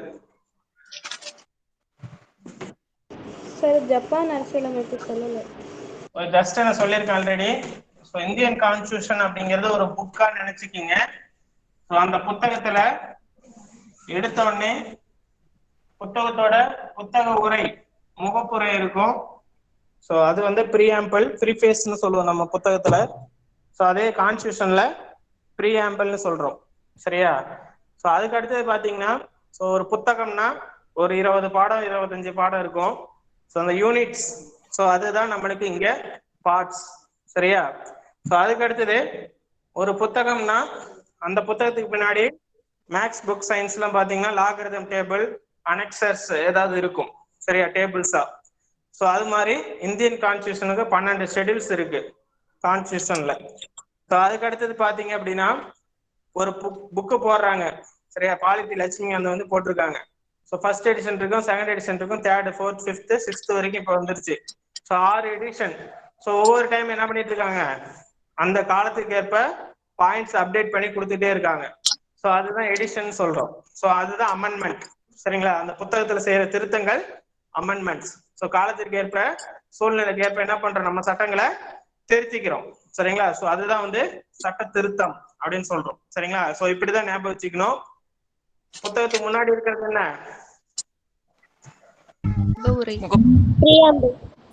முகவுரை. சரிங்களா? புத்தகத்துல இருக்க ஒவ்வொரு யூனிட் என்ன? பார்ட்ஸ். இருக்கிற டேபிள்ஸ் என்ன? ஷெட்யூல். அதே மாதிரி ஒவ்வொரு புத்தகத்திலையும் சார் கேட்கல. ஒவ்வொரு புத்தகத்திலும் ஏற்படுத்துற அமெண்ட்மெண்ட் திருத்தம், ஒவ்வொரு புத்தகத்திலையும் பண்ற அப்டேஷன் என்னன்னு சொல்றோம். சரிங்களா? அதுக்கு அடுத்தது பாத்தீங்க அப்படின்னா ஒவ்வொரு சாப்டர், ஒரு யூனிட்டுக்குள்ளேயே நம்மளுக்கு என்ன இருக்கும், டாபிக்ஸ் இருக்குமா, சப் டாபிக்ஸ். அந்த சப் டாபிக்ஸ் தான் நம்மளுக்கு ஆர்டிகல்ஸ். பிரிவுன்னு சொல்லுவோம். பிரிவு ஆர்டிகல். பிரிவுகள். பிரிவுகள் சொல்ல முடியாது, சரத்துகள் சொல்லுவோம். சரிங்களா? பிரிவுகள்னா பார்ட்ஸ்ல போயிடும். சரிங்களா? புக்ல வந்து டிரான்ஸ்லேஷனா ஒரு சில இடத்துல ஆர்டிகல்ஸே பிரிவுன்னு சொல்லுவாங்க. ஸோ அதனால நம்மளை பொறுத்த வரைக்கும் ஆர்டிகல்ஸ்னே சொல்லி பாத்தீங்க, அது சரத்துகள்னு தமிழ்ல சொல்லுவாங்க. சரிங்களா? ஸோ பழைய புக்லாம் பாத்தீங்கன்னா ஆர்டிகல்ஸே சட்ட பிரிவுன்னு கொடுத்துருப்பாங்க. சரிங்களா? ஸோ அதுக்கடுத்து பாத்தீங்க அப்படின்னா அந்த இதுலயே பாத்தீங்கன்னா இப்ப சப் டாபிக்ஸ் எல்லாம் ஆர்டிகல்ஸ். ஸோ அந்த சப் டாபிக் உள்ள என்ன இருக்கும், பாயிண்ட்ஸ் இருக்குமா? அந்த பாயிண்ட்ஸ் தான் வந்து நம்மளுக்கு ஆர்டிகல்ஸ்குள்ள இருக்க சப் கிளாஸஸ். சரிங்களா? சோ 15ல 1 2 3 4ன்னு இருக்கும். சோ 15ங்கிறது ஒரு சப் டாபிக். 15 எதுல இருக்கு? பார்ட் 3ல இருக்கு. அது டாபிக். சரிங்களா? அதாவது சாப்டர் யூனிட் நேம். சரிங்களா? Fundamental rights. சோ இப்படிதான் வந்து அரசியல் அமைப்பையும் நம்ம புத்தகத்தையும் வச்சுக்கிட்டு இப்படி ஒரு ஞாபகம் வச்சுங்க. சரியா? நான் சொன்னது புரியுதா? புரியுது சார். சோ இது வந்து குழப்பிக்க வேணாம்.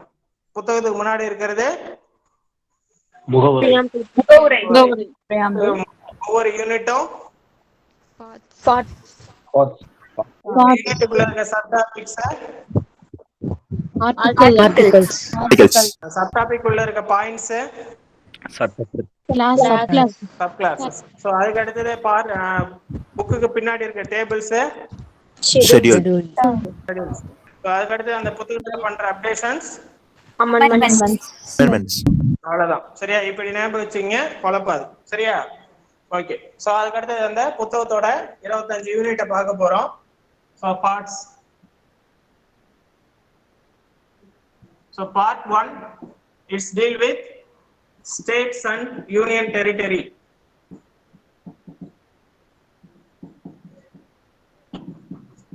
So it contains in article 1 to 4. So மாநிலங்கள் மற்றும் யூனியன் பிரதேசங்கள் சரத்து 1 இருந்து 4 வரை. So part 2 citizenship, குடியுரிமை, article 5 to 11.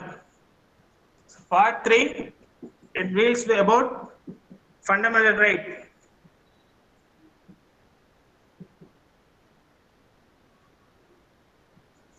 அடிப்படை உரிமைகள் சரத்து 12 இருந்து 35 வரை.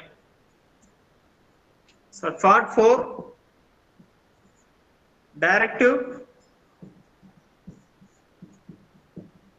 principles of state policy, அரசு வழிமுறை கோட்பாடுகள். ஸ்கிரீன் வேற எதுல இருக்குமா? சார் அதோட ஆர்டிகல் என்னங்க சார்? Article 36 to 51.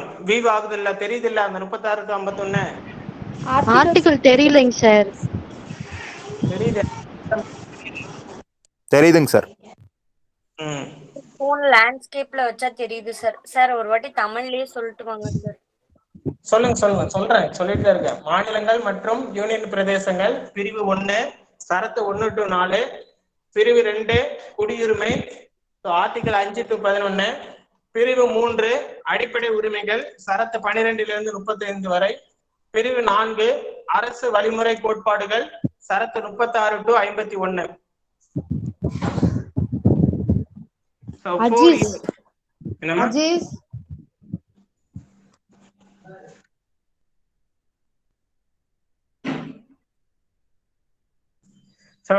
அடுத்தது பாத்தீங்கன்னா 4A. சரிங்களா? 4A பாத்தீங்கன்னா ஃபண்டமெண்டல் டியூட்டிஸ், அடிப்படை கடமைகள். உரிமைகள் என்பது நம்ம அரசாங்கம் நம்ம எதிர்பார்க்கிறது அரசாங்கத்திடம் இருந்து. கடமைகள் என்பது அரசாங்கம் நம்மளுக்கு கொடுத்தது. சரிங்களா? சோ நம்மளுக்கானது நம்ம அரசாங்கத்திட்ட எதிர்பார்க்கிறது ரைட்ஸ். அது மீறி எதுவுமே செய்யக்கூடாது. அரசாங்கம் நம்மள்ட்ட எதிர்பார்க்கிறது duties. So fundamental duties. So article 51A. சரிங்களா? சோ இது இந்திய அரசியலமைப்பு உருவாக்கப்படும் போது கிடையாது. சோ 4A பாத்தீங்கன்னா 42வது சட்ட திருத்தம் 1976. சரிங்களா? 42வது சட்ட திருத்தம் 1976. சோ CAA ன்னு மென்ஷன் பண்ணுவேன். அந்த CAA என்னன்னா கான்ஸ்டிடியூஷனல் அமெண்ட்மெண்ட் ஆக்ட், அரசியலமைப்பு சட்ட திருத்தம் தமிழ்ல. சோ அததான் CAA மென்ஷன் பண்ணுவோம் எப்பயுமே. So 42nd constitutional amendment act 1976 மூலமா சோ சோரன் சிங் கமிட்டி. சரிங்களா? நம்ம இது அடிப்படை கடமைகள்ல உள்ள சொல்றேன். சோ ஜஸ்ட் லிசன் பண்ணிக்கங்க. சோரன் சிங் கமிட்டியோட ரெக்கமெண்டேஷன் அடிப்படையில அடிப்படை கடமைகள் பிரிவு 51A சேர்க்கப்பட்டது. சரிங்களா? சோ அதுக்கு அடுத்தது பாத்தீங்கன்னா இந்த 4 நோட் பண்ணிக்கங்க. 5 1 மாநிலங்கள் மற்றும் பிரதேசங்கள் 2 குடியுரிமை, 3 அடிப்படை உரிமைகள், 4 directive principles, 4A fundamental duties. So இது எல்லாமே ஞாபகம் வச்சுங்க. ஸோ இதுல சிட்டிசன்ஷிப் எங்க இருந்து எடுத்திருக்கோம்? அமெரிக்கால இருந்து சார். சிட்டிசன்ஷிப்மா Britain sir. Britain. Fundamental rights America. America. அடுத்தது DPSP Ireland. Duties Russia. Russia. BAIR சரிங்களா? Britain, America, Irish, Russia. BAIR sir please sir. இது நாலும் அடிக்கடி கேட்டுட்டே இருப்பாங்க, முக்கியமானது. சரிங்களா? டிஸ்ப்ளே எந்த பிரிட்டன், அயர்லாந்து, ரஷ்யா. சோ இந்த நாலும் ஞாபகம் வச்சுக்கங்க. சார் ப்ளீஸ் எழுதிக்கங்க. டவுட்ஸ் சார் டிஸ்ப்ளே என்ன நேம்ல வியூ ஆகுதுங்க சார்? சொல்லுங்க சார். டிஸ்ப்ளே என்ன நேம்ல சார் வியூ ஆகுது? ஐகேன் நேம்ல போர்டு தெரியும். நீங்க நோட் பண்ண வேணாம், நான் உங்களுக்கு ஸ்லைட் அனுப்பிடுறேன் விடுங்க. சரி சரிங்க சார். இதுல டவுட்ஸ் இருக்கா? No sir. ஓகே.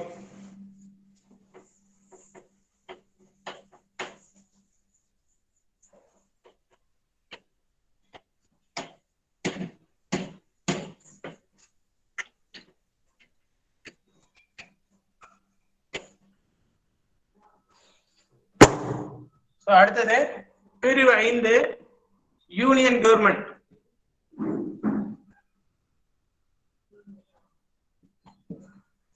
பிரிவு 6 ஸ்டேட் கவர்மெண்ட். சரிங்களா? யூனியன் கவர்மெண்ட்ல ஃபர்ஸ்ட் எக்ஸிகியூட்டிவ் நிர்வாகம். மத்திய அரசுல முதல்ல நிர்வாகம். மத்திய அரசு பாத்தீங்கன்னா ஆர்டிகல் 52 இருந்து 151, மாநில அரசாங்கம் ஆர்டிகல் 152 இருந்து 237. சரியா? மொத்தமா கேட்டாங்க அப்படின்னா இது ஞாபகம் வச்சுங்க. மத்திய அரசாங்கம் 52 இருந்து 151 ஆர்டிகல்ஸ், மாநில அரசாங்கம் 152 இருந்து 237. சரியா? Union government, state government. இதுல வந்து 5ஆ பிரிக்கலாம். எக்ஸிகியூட்டிவ் பாத்தீங்கன்னா 52 இருந்து 78. அதுக்கு அடுத்தது பார்லிமெண்ட் 79 இருந்து 122. அதுக்கு அடுத்தது குடியரசுத் தலைவரோட அவசர சட்டம் இயற்றும் உரிமை, ஆர்டினன்ஸ் மட்டும். ஆர்டிகல் 123 குடியரசுத் தலைவரோட அவசர சட்டம் இயற்றும் உரிமை, ஆர்டிகல் 1 to 3. அதுக்கு அடுத்து பாத்தீங்க அப்படின்னா சுப்ரீம் கோர்ட், ஆர்டிகல் 124 to 147. அதுக்கு அடுத்தது CAG article 148 to 151. Controller audit general. சரிங்களா? இது வந்து பாத்தீங்கன்னா மத்திய அரசோட கணக்கு தணிக்கை அதிகாரி அப்படின்னு சொல்லுவோம். எளிமையா சொன்னோம்னா மத்திய அரசின் கணக்குக்குள்ள. சரியா? எல்லா கணக்கும் பார்த்துக்கிறவரு இவர் தான். சரிங்களா? Article 148 to 151. நிர்வாகத்துல 52 to 78. நிர்வாகத்துக்குள்ள நம்ம மத்திய அரசுக்குள்ள போகும்போது பார்ப்போம். நிர்வாகத்துல பாத்தீங்கன்னா குடியரசுத் தலைவர், துணை குடியரசுத் தலைவர், பிரதமர், அமைச்சரவை, அட்டர்னி ஜெனரல். இது எல்லாமே எக்ஸிகியூட்டிவ் நிர்வாகத்துல வருவாங்க. அதுக்கு அடுத்தது பார்லிமெண்ட்ல அதோட பிரசிடென்ட் அதுலயே வந்துருவாரு. அதை எக்ஸிகியூட்டிவ் சொல்லிடுவோம். அதுக்கு அடுத்தது லோக்சபா, ராஜ்யசபா. அதை பத்தி பாக்குறது. அதுக்கு அடுத்தது 2 அவையில ஏதேனும் ஒரு அவையில் செயல்படாத போதோ அல்லது 2 அவையும் செயல்படாத போது என்ன பண்ணலாம்? பிரசிடென்ட் ஆர்டினன்ஸ் மேக் பண்ணலாம். அவசர சட்டம் இயற்றும் உரிமை ஆர்டிகல் 123. அதுக்கு அடுத்து சுப்ரீம் கோர்ட், உச்ச நீதிமன்றம், article 124 to 147. Controller and auditor general of India article 148 to 151. சரியா? அதுக்கு அடுத்தது அதேதான் ஸ்டேட் கவர்மெண்ட்ல எக்ஸிகியூட்டிவ் நிர்வாகம் 152 இருந்து 169 வரைக்கும். பார்லிமெண்ட் பாத்தீங்கன்னா 172 212. சரி, பார்லிமெண்ட் கிடையாது, லெஜிஸ்லேட்டர். அதுக்கு அடுத்தது இங்கே ஆர்டினன்ஸ் மேக்கிங் பவர் இருக்கு. ஆர்டிகல் 213.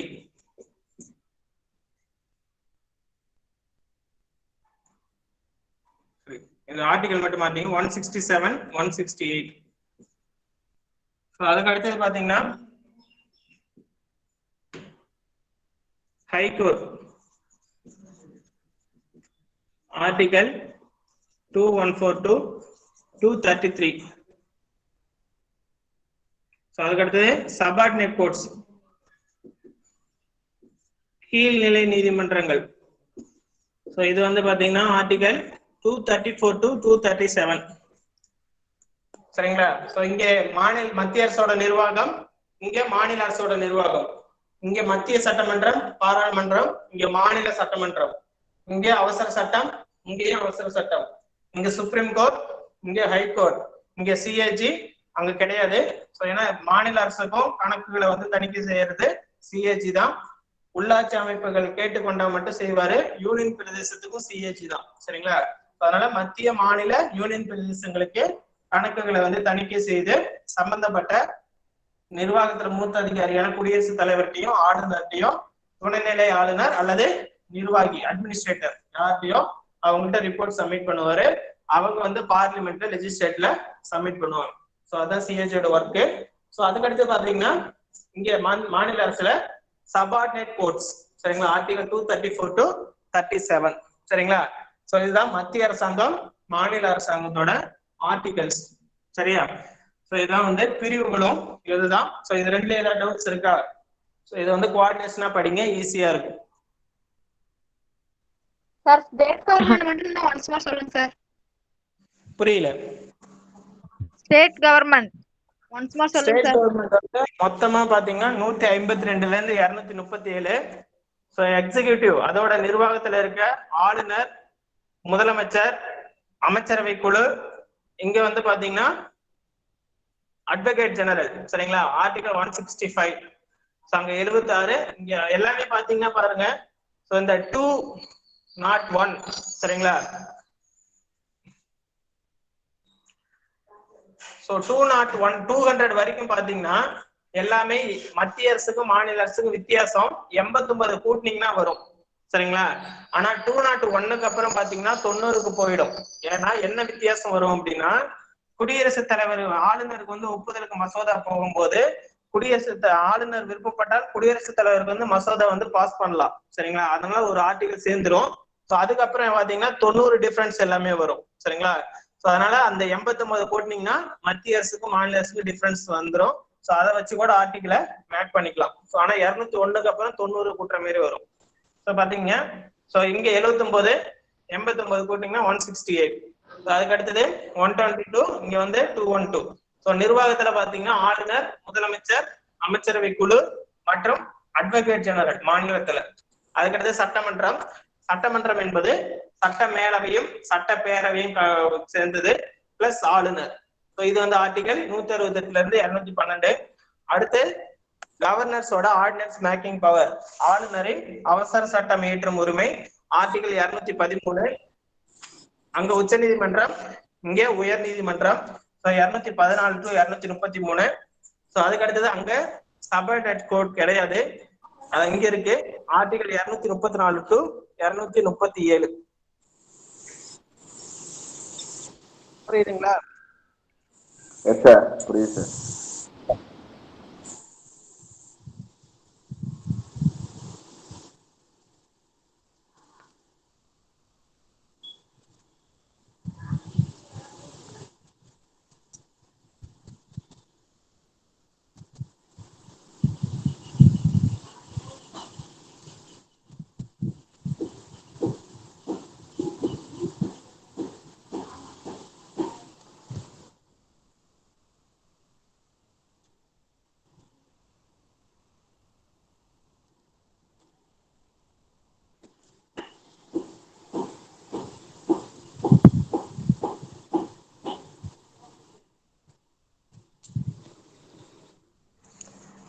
ஓகே, இப்ப கேக்குதுங்களா? கேக்குது சார். ஓகே, பார்ட் 6 5 சரிங்களா. அதுக்கு அடுத்து 7 வந்து நீக்கிட்டாங்க, இந்திய அரசியலமைப்புல இப்ப கிடையாது. 7 வந்து பாத்தீங்கன்னா 7வது சட்ட திருத்தம் 1956. ஸோ இதுலதான் மாநிலங்களை மொழியின் அடிப்படையில லிங்குவிஸ்டிக் பேசிஸ்ல ஒன் ஸ்டேட் ஒன் லாங்குவேஜ் அப்படி இல்லாம பட் ஆனா லாங்குவேஜ் லிங்குவிஸ்டிக் பேசிஸ்ல ஸ்டேட் வந்து என்ன பண்ணாங்க, ஃபேப்ரிகேட் பண்ணாங்க. ஸோ அது வந்து 7th constitution amendment act 1956.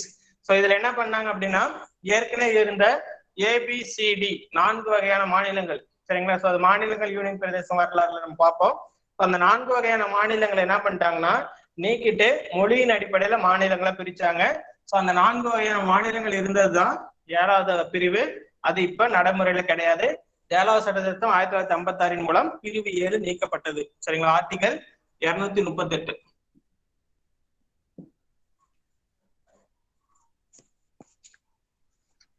So அதுக்கு அடுத்தது பாத்தீங்கன்னா பார்ட் 9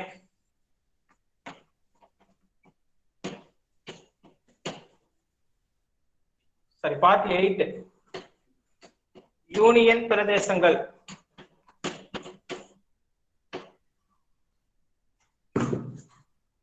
பார்ட் 8 யூனியன் டெரிட்டரிஸ்.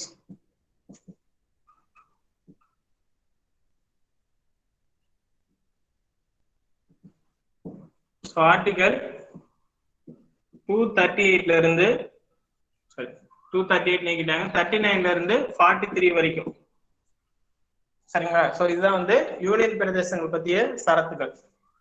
அதுக்கு அடுத்தது பார்ட் 9 பஞ்சாயத்து ராஜ். தமிழ்லயும் பஞ்சாயத்து ராஜ்னு சொல்லுவோம், கிராமப்புற உள்ளாட்சி அமைப்புகள். இது வந்து பாத்தீங்கன்னா ஆர்டிகல் 244 இருந்து 244 ஓ. அடுத்தது 9A நகர்பாலிகா அல்லது முனிசிபாலிட்டிஸ் நகராட்சி அமைப்பு. ஆர்டிகல் 244(b)(2)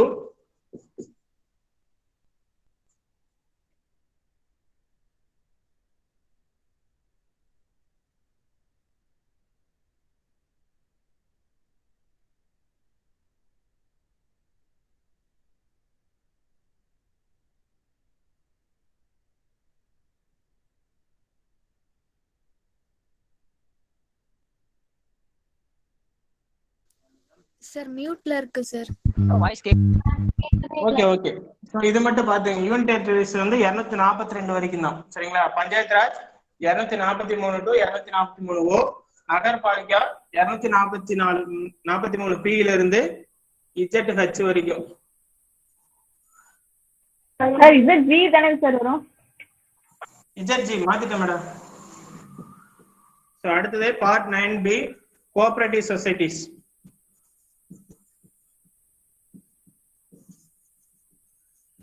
ஆர்டிகல் 243 ZH இருந்து ZT வரைக்கும்.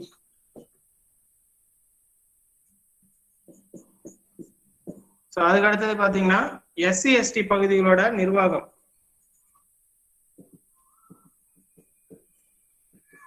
Administration of SC/ST areas.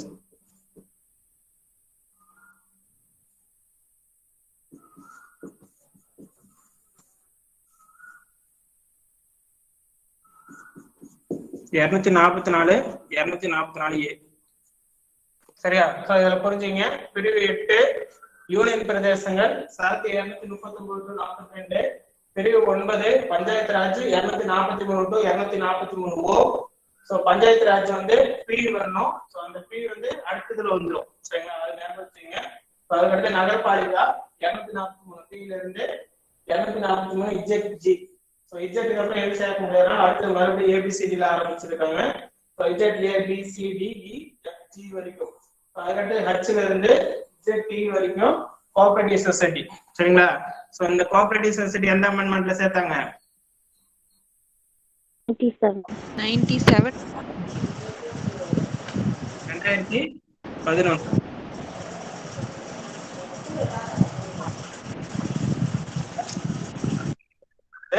நகரப்பாலிகை பாத்தீங்கன்னா 74வது சட்ட திருத்தம் 243 பில இருந்து 243 ஜெட்சி. சரிங்களா? சோ அதுக்கடுத்து பாத்தீங்கன்னா பிரிவு 10 SC/ST பகுதியோட நிர்வாகம் சரத்து 244 244 A. சரிங்களா? சோ இது பாத்தீங்கன்னா அட்டவணையில 5, 6லயும் இதே சரத்துகள் தான் வரும். சரிங்களா? ஓகே. சோ இது புரியுதா? Yes sir. ஓகே புரியுது சார். அதுக்கு அடுத்து பிரிவு 11 ரொம்ப முக்கியமானது.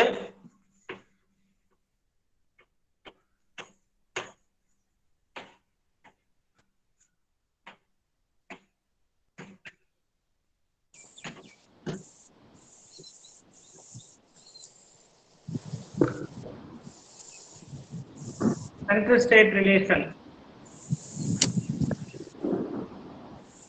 மத்திய மாநில உறவுகள். இதுல வந்து பாத்தீங்கன்னா ஆர்டிகல் 245 இருந்து 263 வரைக்கும். இதுல 2 உறவுகள் பிரிப்பாங்க. ஒண்ணு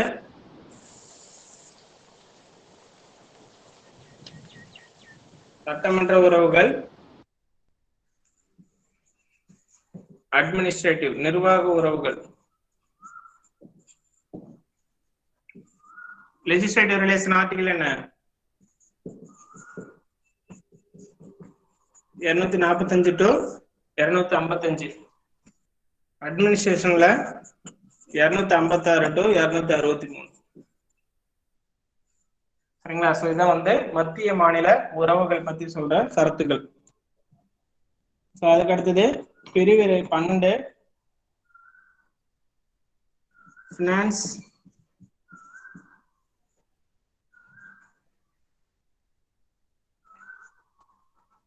கான்ட்ராக்ட்ஸ் சூட்ஸ் ப்ராப்பர்ட்டி. நிதி ஒப்பந்தங்கள் சொத்துக்கள்.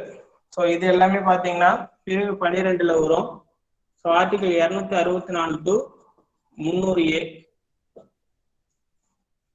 சோ இதுல வந்து பினான்ஸ் பாத்தீங்கன்னா ஆர்டிகல் 264 இருந்து 291 வரைக்கும். கான்ட்ராக்ட் சூட்ஸ் பாத்தீங்கன்னா 292 to 93. ப்ராப்பர்ட்டி பாத்தீங்கன்னா 294 to 300A. ஸோ இந்த 300A தான் பாத்தீங்கன்னா 31வது சட்ட திருத்தம், சாரி 31வது ஆர்டிகல்ல இருந்து நீக்கி இங்க எடுத்துட்டு வந்து வச்சிருப்பாங்க. ஸோ இது என்ன அமெண்ட்மெண்ட்னா 44வது அமெண்ட்மெண்ட் 1978. சரிங்களா? சரத்து 300A ஃபர்ஸ்ட் ஸ்டார்டிங்ல இருக்காது.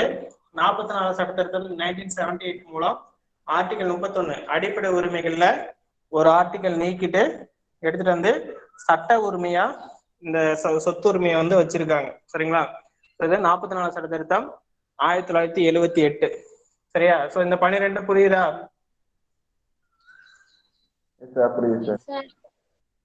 ஓகே. சோ இது சப் கிளாसेस நோட் பண்ணுங்க. என்னங்க? திரும்ப ஒரு தடவை ரீகால் பண்ணுங்க சார். இது 11 12 மட்டுமா மொத்தமாவா?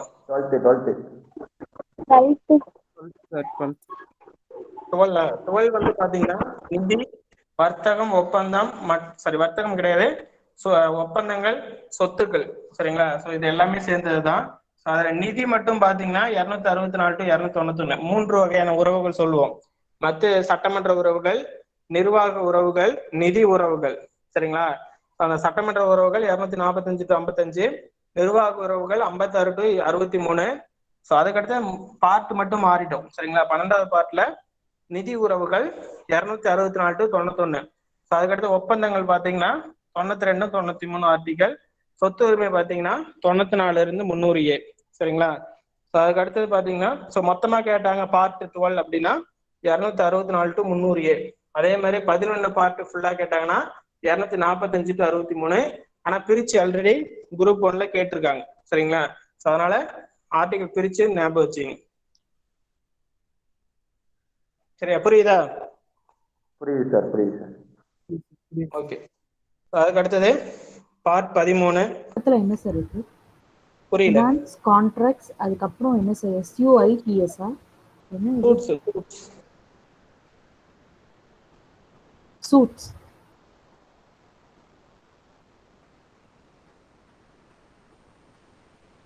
சார்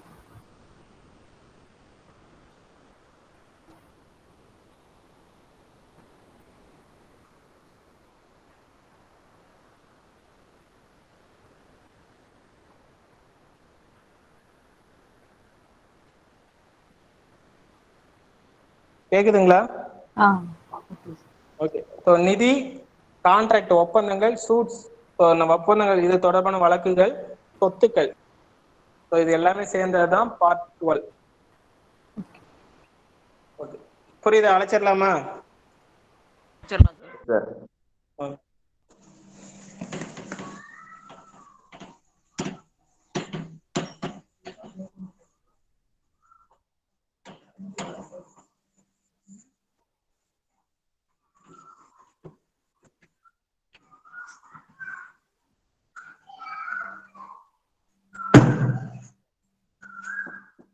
அடுத்தது பார்ட் 13.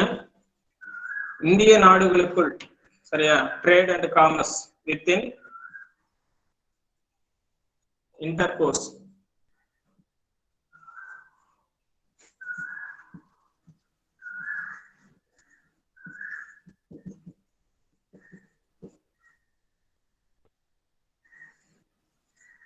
ஸோ இது வந்து ஆர்டிகல் 301 to 307.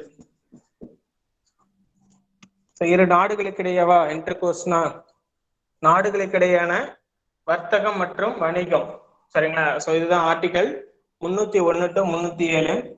அதுக்கு அடுத்தது பார்ட் 14. ஸோ இது முக்கியம், ரொம்ப ஞாபகம் வச்சுங்க. ஆல் இந்திய சர்வீஸ்,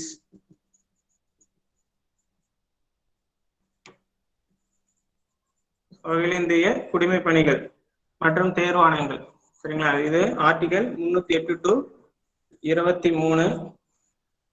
ஸோ இதுல ரெண்டா பிரிக்கிறோம். ஸோ சிவில் சர்வீஸ் மட்டும் சொல்றது, ஆல் இந்திய சிவில் சர்வீஸ் மட்டும் சொல்றது ஆர்டிகல் 308 to 14. தேர்வாணையங்கள், பப்ளிக் சர்வீஸ் கமிஷன்ஸ் பத்தி சொல்றது ஆர்டிகல் 305 to 323. சரியா, இது ரெண்டா பிரிக்கிறோம். அகில இந்திய குடிமை பணிகள் 308 to 14, தேர்வாணையங்கள் 15, அவங்களுடைய ரோல் ஃபங்க்ஷன்ஸ். ஸோ இதை மட்டும் சொல்றது காம்போசிஷன், அதனோட அமைப்பு, ஃபங்க்ஷன்ஸ், பவர்ஸ், அதிகாரங்கள். ஸோ இதை பத்தி எல்லாம் சொல்றது 305 to 23. சரியா? அதுக்கு அடுத்தது பிரிவு 15. முக்கியமானது எலெக்ஷன்ஸ். சார் 14 ஒரு தாட்டி சொல்லுங்க சார். 14 அகில இந்திய குடிமை பணிகள் மற்றும் தேர்வாணையங்கள் ரெண்டுமே சொல்றதுதான். மொத்தமா கேட்டாங்கன்னா ஆர்டிகல் 308 to 323. அதுல சிவில் சர்வீஸ் மட்டும் பாத்தீங்கன்னா article 308 to 14, public service commission பாத்தீங்கன்னா 305 to 23. ஓகே, புரியுதுங்களா மேடம்? புரியுதுங்க சார், தேங்க்யூ சார். ஸோ அடுத்தது வந்து பார்ட் 14A. ஸோ இது வந்து இந்திய அரசியலமைப்புல கிடையாது. ஸோ இதுவும் 42வது சட்ட திருத்தத்தின் மூலம் தான் சேர்க்கப்பட்டது. Article 323A(b). சரியா, இதுவும் 42வது சட்ட திருத்தத்தின் மூலம் சேர்க்கப்பட்டதுதான். ரெண்டு ஏற்கனவே 4A பார்த்தோம், 14Aவும் அதே தான். தீர்ப்பாயங்கள் அப்படின்னு சொல்லுவோம் தமிழ்ல. ஸோ இதுல வந்து 323A பாத்தீங்கன்னா நிர்வாக தீர்ப்பாயங்கள், 323B வந்து இதர தீர்ப்பாயங்கள், சரிங்களா? பசுமை தீர்ப்பாயம், பொல்யூஷன் மாசு கட்டுப்பாட்டு வாரியம் சம்பந்தமானது. ஸோ தீர்ப்பாயங்கள் எல்லாமே எது எது வருது, சுற்றுச்சூழலுக்கு எல்லாமே வந்து 323B வரும். அட்மினிஸ்ட்ரேட்டிவ் சம்பந்தமா இருக்கிறது மட்டும் 323A. A ஃபார் அட்மினிஸ்ட்ரேட்டிவ்னு ஞாபகம் வச்சுங்க. ஸோ ட்ரிபுனல்ஸ், தீர்ப்பாயங்கள் 14A உருவாக்க 14A சேர்த்திருக்காங்க. எதன் மூலம் சேர்க்கப்பட்டதுன்னா 42nd constitution amendment act 1976. 14A வரைக்கும் புரியுதா சார்? 14 மட்டும் இன்னொரு வாட்டி சொல்லுங்க சார். 14 ஆமாங்க சார் 14A. 14A அதாவது தீர்ப்பாயங்கள்.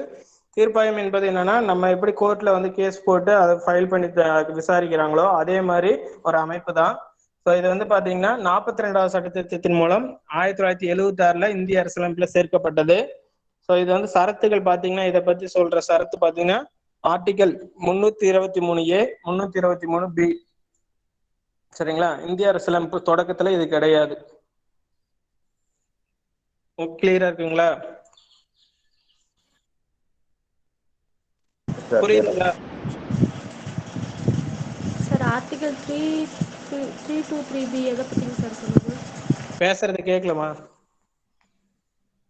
ஆர்டிகல் 323B வந்து எதுன்னு சார் சொல்லுங்க? நிர்வாக தீர்ப்பாயங்கள் தவிர இதர தீர்ப்பாயங்கள். நான் அது தீர்ப்பாயங்கள் நடத்தும் போது ஃபுல்லா சொல்றேன் உங்களுக்கு. என்ன பார்ட் என்ன சொல்லுது, என்ன ஆர்டிகல்ஸ் அதுக்குள்ள வருது, அதை மட்டும் ஞாபகம் வச்சுங்க போய்.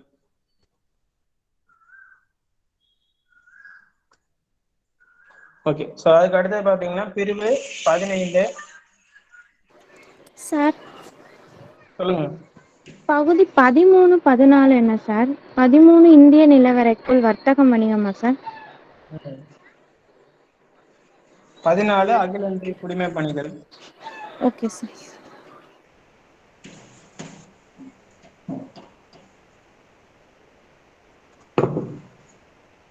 பிரிவு 15.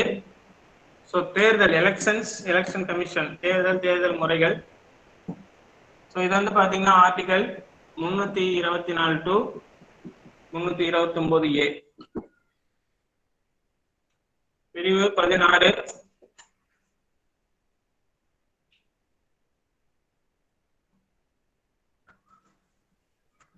Provisions for certain classes. குறிப்பிட்ட பிரிவினர்களுக்கான சலுகைகள். சரி, SC/ST இடஒதுக்கீடு, ராஜ்யசபா லோக்சபால சட்டமன்றங்கள இடஒதுக்கீடு, ஆங்கிலோ இந்தியன் இடஒதுக்கீடு. ஸோ இது எல்லாமே பாத்தீங்கன்னா இந்த பிரிவு 16ல தான் வரும். பாத்தீங்கன்னா ஆர்டிகல் 330 to 342A. அடுத்தது பார்ட் 17. ஸோ இதுவும் முக்கியமானது. லாங்குவேஜஸ், மொழிகள். இது வந்து ஆர்டிகல் 343 to 351A. ஸோ இது வந்து 1-7. சரிங்களா? 17 என்பது 1-7 இல்லையா? ஸோ இதை கூட்டினீங்கன்னா 8. ஸோ இது 8வது அட்டவணை. மொழிகள் 8வது அட்டவணையில வரும். சரிங்களா? அதுக்கு அடுத்தது பார்ட் 18. ஸோ 108 ஞாபகம் வச்சுங்க. அவசரம், நெருக்கடி நிலை, எமர்ஜென்சி ப்ரொவிஷன்ஸ்.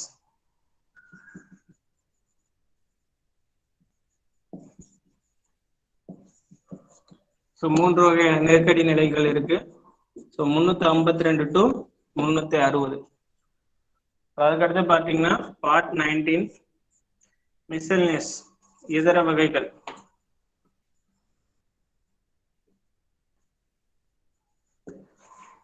இது வந்து பாத்தீங்கன்னா ஆர்டிகல் 361ல இருந்து 367. அடுத்தது பார்ட் 20 சட்ட திருத்தம், கான்ஸ்டிடியூஷனல் அமெண்ட்மெண்ட்ஸ், அரசியலமைப்பு சட்ட திருத்தம். எங்க இருந்து எடுத்திருக்கோம்? South Africa. Very good. சரி, ஆர்டிகல் 368. ஸோ இப்போ 15ல இருந்து 20 வரைக்கும் ஒரு டைம் சொல்லிடுறேன். 15 தேர்தல்கள், சரத்து 324 to 329A. 16 குறிப்பிட்ட பிரிவினருக்கான சிறப்பு சலுகைகள். So article 330 to 342A. அடுத்து 17 லாங்குவேஜஸ், மொழிகள், 343 to 351A. 18 எமர்ஜென்சி ப்ரொவிஷன்ஸ், நெருக்கடி நிலைகள், 52 to 60. அடுத்தது 19 மிஸ்செல்லியஸ், இதர வகைகள், 361 to 67. 20 constitutional amendments, article 368. புரியுதா? சார் லாங்குவேஜோட ஆர்டிகல் மட்டும் சொல்லுங்க. 343 to 351A. Sir last one தமிழ்ல சொல்லுங்க சார். அரசியல் அமைப்பு சட்ட திருத்தம் சரத்து 368. சரி, நீங்க எழுத வேண்டாம். சொல்லுங்க. கான்ஸ்டிடியூஷன் அமெண்ட்மெண்ட்ஸ்ல சார். ஆமா ஆமா, அரசியல் அமைப்பு சட்ட திருத்தம். ஓகே.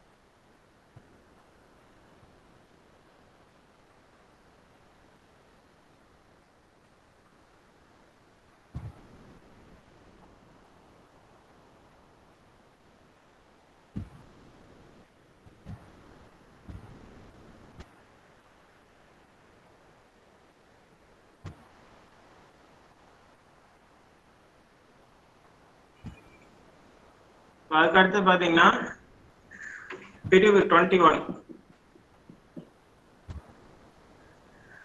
தற்காலிக டெம்பரரி மாறக்கூடிய டிரான்சிஷனல் அண்ட் ஸ்பெஷல் தற்காலிக மாறக்கூடிய மற்றும் சிறப்பு சலுகைகள். இந்த ஆர்டிகல் 69 to 92. அடுத்தது பார்ட் 22 ஷார்ட் டைட்டில் குறுந்தலைப்பு. சார் பிரிவு 1 இன்னொரு தடவை சொல்லுங்க சார். 21 தற்காலிக மாறக்கூடிய மற்றும் சிறப்பு சலுகைகள் சரத்து 369 to 392. அடுத்தது ஷார்ட் டைட்டில் குறுந்தலைப்புகள் பிரியாம்பிள் முகவுரை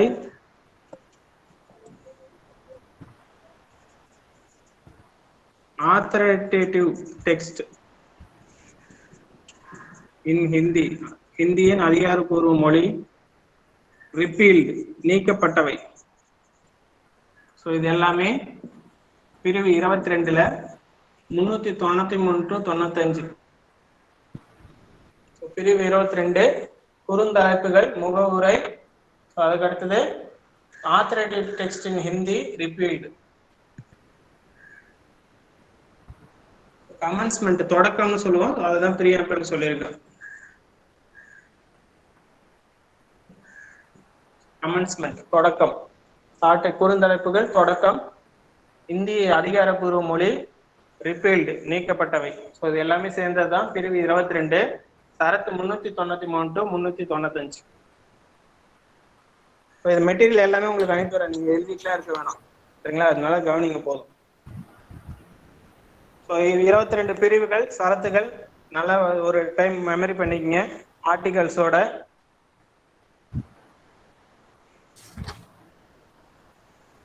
ஸோ அதுக்கு அடுத்தது பார்த்தீங்கன்னா அட்டவணைகள்.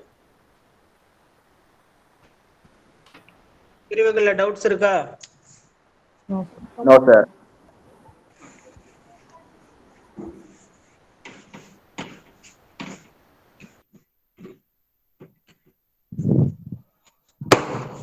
அடுத்தது அட்டவணைகள்.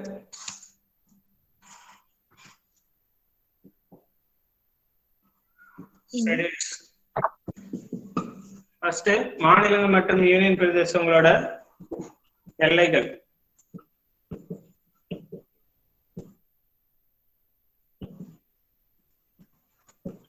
ஸ்டேட்ஸ் அண்ட் யூனியன் டெரிட்டரியோட பவுண்டரிஸ் பத்தி சொல்றதுதான். ஸோ இது ஆர்டிகல் 3-4 இது சம்பந்தமா இது இருக்கும். அதுக்கு அடுத்து பார்ட் 2 பாத்தீங்கன்னா மாநில சேலரிஸ் அண்ட் அலோன்ஸ் ஊதியம் மற்றும் படிகள். ஸோ யாருக்கு அப்படின்னா ஞாபகம் வச்சுங்க, பிரசிடென்ட், வைஸ் பிரசிடென்ட், அடுத்தது ஸ்பீக்கர், டெப்டி ஸ்பீக்கர், சபாநாயகர், துணை சபாநாயகர். அதுக்கு அடுத்தது சேர்மன், டெப்டி சேர்மன், ராஜ்யசபாவோட தலைவர்கள், துணைத் தலைவர். அதுதான் நம்மளுக்கு வைஸ் பிரசிடென்ட் சொல்லிடுறோம். அதுக்கு அடுத்து பாத்தீங்கன்னா சுப்ரீம் கோர்ட் ஜட்ஜஸ்.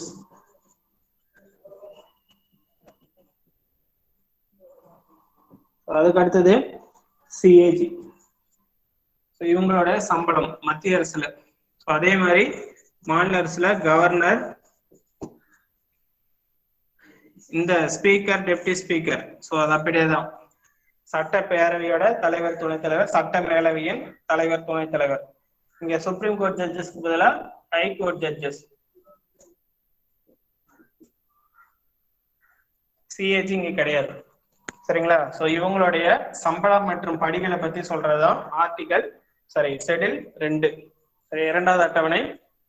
குடியரசுத் தலைவர், துணை குடியரசுத் தலைவர் தான் ராஜ்யசபா சேர்மன், அதனால அதை அடிச்சிருங்க. Speaker, deputy speaker, chairman, deputy chairman, supreme court judges, CAG.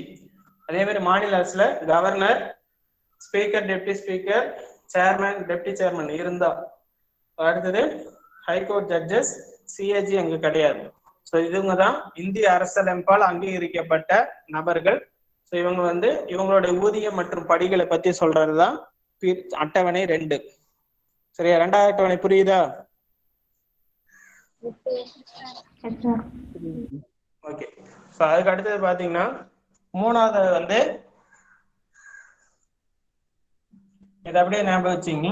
3வதுல Awadh and affirmation, உறுதிமொழிகள் மற்றும் ரகசிய காப்புரிமை.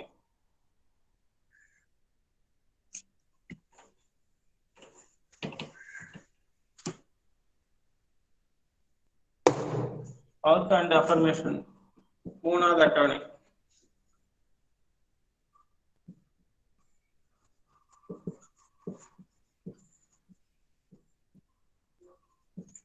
சோ இதை பத்தி சொல்றதுதான் பிரிவு அட்டவணை 3. சரிங்களா? சோ இதுல பாத்தீங்கன்னா யாருக்கெல்லாம் உறுதிமொழிகள் அப்படின்னா prime minister, ministers, central minister. 3rd schedule இங்கிலீஷ்ல சொல்லுங்க sir. Oath and affirmations. Okay sir.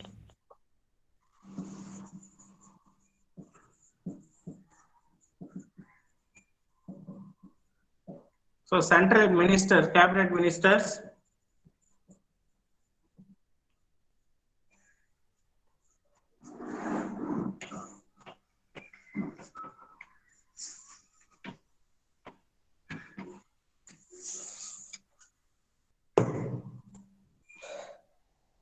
so அதுக்கு அடுத்தது கேண்டிடேட், பாராளுமன்ற தேர்தலில் போட்டியிடுற கேண்டிடேட், பார்லிமெண்ட் எலெக்ஷன்ல போட்டியிடுற உறுப்பினர்கள். ஸோ அதுக்கு அடுத்தது மெம்பர்ஸ் ஆஃப் பார்லிமெண்ட், பாராளுமன்ற உறுப்பினர்களோட பதவி பிரமாணம், உறுதிமொழி. அதுக்கு அடுத்தது சுப்ரீம் கோர்ட் ஜட்ஜஸும் சிஏஜியும். ஸோ லாஸ்ட் 2 அப்படியே தான் வரும். ஃபர்ஸ்ட் 3 மட்டும் மாறிக்கும். சரிங்களா? அதே மாதிரி சென்ட்ரல் கேபினெட் மினிஸ்டர், இங்க state cabinet ministers. So candidate of parliament election, இங்க state legislator election. So members of parliament, so இங்க MLC, MLA. Supreme court judges, so இங்க ஹை கோர்ட் ஜட்ஜஸ். ஸோ இவங்களுடைய பதவி பிரமாணம், உறுதிமொழிகளை பத்தி சொல்றதுதான் அட்டவணை 3. சரியா? ஃபர்ஸ்ட் 3 மட்டும் மாத்தீங்க.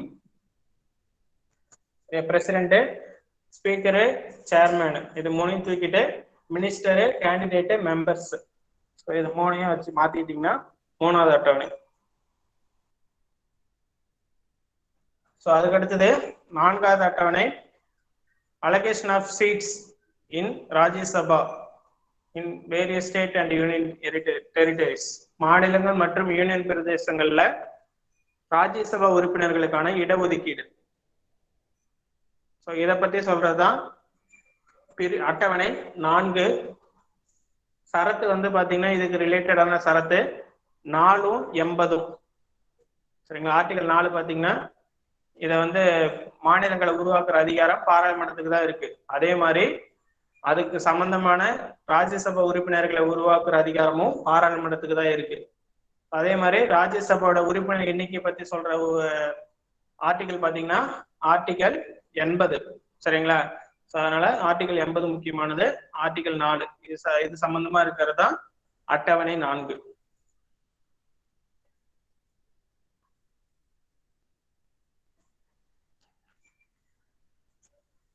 அதுக்கு அடுத்து பாத்தீங்கன்னா அட்டவணை 5 administration of schedule caste and schedule tribes.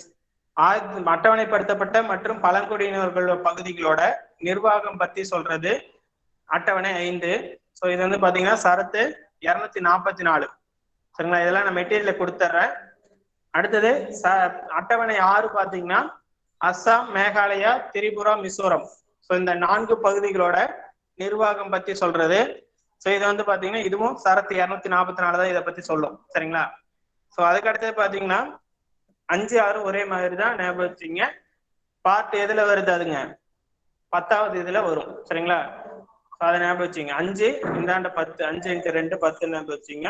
2 அட்டவணை அது சம்பந்தமானது. அதனால 5 × 2 அட்டவணை 5 2 10, 10வது பிரிவு 244. அதுவும் கூட்டினீங்கன்னா 10. சரியா? 2 4 4 10. வந்து இதை கோஆர்டினேஷனா ஞாபகம் வச்சுங்க. அதுக்கு அடுத்து பாத்தீங்கன்னா 7வது அட்டவணை சார் சொல்லுவாரு 7 பிடிச்சது அப்படின்னு. மத்திய மாநில அதிகார பகிர்வு. சரிங்களா? ஆர்டிகல் பாத்தீங்கன்னா 246 3 வகையான அதிகார பகிர்வுகள். மத்திய பட்டியல், மாகாண பட்டியல், பொது பட்டியல். இதுல இப்ப இருக்க துறைகளை ஏற்கனவே சொல்லியிருப்பேன். 98 துறைகள், மாநிலத்துல 59 துறைகள், பொது பட்டியல்ல 52 துறைகள் இப்ப இருக்கு. அதுக்கடுத்து பாத்தீங்கன்னா 8வது அட்டவணை ஏற்கனவே சொல்லியிருந்தேன். 7வது அட்டவணை மாதிரி 17வது பிரிவு 1 7 கூட்டிங்கன்னா 8. சரியா? 8வது அட்டவணை வந்து மொழிகள் பத்தி சொல்றது. ஆர்டிகல் 343 இருந்து 351 இதெல்லாம் மொழிகள் பத்தி தான் சொல்றோம். சரிங்களா? அதுக்கு அடுத்தது 9வது அட்டவணை நீதி புனராய்வுக்கு அப்பாற்பட்ட சட்டங்கள். சரிங்களா? அதாவது என்ன சொல்றோம்? ஜமீன்தாரி ஒழிப்பு, நில சீர்திருத்தம். சரிங்களா? 31B. சரிங்களா? இந்த டெமோ கிளாஸ் பிஃபோரா கிளாஸ் அட்டன் பண்ணிருந்தீங்கன்னா தெரிஞ்சிருக்கும். அந்த டிபிஎஸ்பி செயல்படுத்துவதற்காக உருவாக்கப்படும் சட்டங்கள்லாம் 9வது அட்டவணையில் வைக்கப்படும். அதுதான் 31B. அந்த 31B பத்தி சொல்றதுதான் 9வது அட்டவணை. சரிங்களா? அதாவது நீதி புனராய்வுக்கு அப்பாற்பட்ட சட்டங்கள். நம்மளுடைய தமிழ்நாடு இடஒதுக்கீட்டு சட்டம் ரிசர்வேஷன் ஆக்ட் பாத்தீங்கன்னா இந்த 9வது அட்டவணையில் தான் இருக்கு. சரிங்களா? இப்ப கிட்டத்தட்ட 284 சட்டங்கள் இந்த அட்டவணையில ஏற்றப்பட்டு இருக்கு. சரிங்களா? அடுத்தது 10வது வந்து பாத்தீங்கன்னா கட்சி தாவல் தடை சட்டம், ஆன்டி டிஃபெக்ஷன் லா. சரிங்களா? இதை பத்தி சொல்றது. இது வந்து பாத்தீங்கன்னா ஆர்டிகல் 102 191. சரிங்களா? இது வந்து மத்திய அரசோட அந்த எம்பிக்களோட கட்சி தாவல் தடை சட்டத்தை பத்தியும் மாநில அரசோட தடை சட்டத்தை பத்தியும் சொல்றதுதான் 102 101. சரிங்களா? ஆன்டி டிஃபெக்ஷன் லா. இதை ஞாபகம் வச்சுங்க. 10வது சட்ட திருத்தம். அந்த 9வது சட்ட திருத்தம் பாத்தீங்கன்னா 9வது அட்டவணை பாத்தீங்கன்னா 1வது சட்ட திருத்தம் 1951 அதன்படி உருவாக்கப்பட்டது. 10வது அட்டவணை பாத்தீங்கன்னா 52வது சட்ட திருத்தம் 1985. சரிங்களா? இதன் அடிப்படையில் உருவாக்கப்பட்டது. அதுக்கு அடுத்து பாத்தீங்கன்னா 11வது அட்டவணை 12வது அட்டவணை பெரும்பாலும் எல்லாத்துக்கும் தெரியும். பஞ்சாயத்து ராஜ் நகர்பாலிகா. இதுதான் 11வது அட்டவணை 12வது அட்டவணை. இது வந்து பாத்தீங்கன்னா LM சிங்வி குழு 1986 போடப்பட்ட குழு, ராஜீவ்காந்தி பீரியட்ல. அந்த குழுவோட பரிந்துரையின் அடிப்படையில தான் உள்ளாட்சி அமைப்புகளுக்கு அரசியலமைப்பு அந்தஸ்து வழங்கணும் அப்படின்னு சொன்னதுனால 73வது சட்ட திருத்தம் 1992 போட்டு என்ன பண்றாங்க, பஞ்சாயத்து ராஜ் வந்து 11வது அட்டவணையிலையும் நகர்பாலிகா 74வது சட்ட திருத்தம் 1992 மூலம் 12வது அட்டவணையிலும் வைக்கப்பட்டது. சரிங்களா? இதான் வந்து 12 அட்டவணைகள். இதை நான் மெட்டீரியல் உங்களுக்கு கொடுத்துறேன். நீங்க நல்லா புரிஞ்சுங்க. சொன்னதுல ஏதாவது புரியல மட்டும் கேளு. 7வது அட்டவணை மட்டும் திருப்பி சொல்லுங்க. 7வது அட்டவணை என்னன்னா மத்திய மாநிலங்களுக்கு இடையேயான அதிகார பகிர்வு. எந்தெந்த துறைகள் யாருகிட்ட இருக்கணும் அப்படிங்கிறத பத்தி சொல்றதுதான். Distribution powers of state and union. Sir 9வது 11 12 சொல்லுங்க. 9 11 12 சார் அந்த துறைகள் தற்போது உள்ள துறைகள் மட்டும் சொல்லுங்க சார். 7வது அட்டவணையில ஏழாவது அட்டவணையில வந்து பாத்தீங்கன்னா ஏற்கனவே நீங்க கிளாஸ் அட்டன் பண்ணிருக்கீங்களா? திலீப்பா கேட்டீங்க? ஆமா சார், அட்டன் பண்ணியிருக்கேன் சார். ஓகே, அதுல பாருங்க இந்திய அரசு சட்டம் 1935 சொல்லியிருப்பேன். சரிங்களா? அப்ப இருந்த துறைகள் என்ன, இப்போது உள்ள துறைகள் என்னன்னு சொல்லியிருக்கேன். ஸோ இன்னொரு டைம் என்ன சொல்றேன். ஸோ 98 துறைகள் தற்போது, ஏற்கனவே 100 இருந்துச்சு, இப்போ 98 குறைச்சிருக்காங்க. அதுக்கடுத்து வந்து பாத்தீங்கன்னா மாநில துறைகள் பாத்தீங்கன்னா 59, பொது துறைகள் போட்டிகள்ல வந்து தற்பொழுது வந்து 52 துறைகளும் இருக்கு.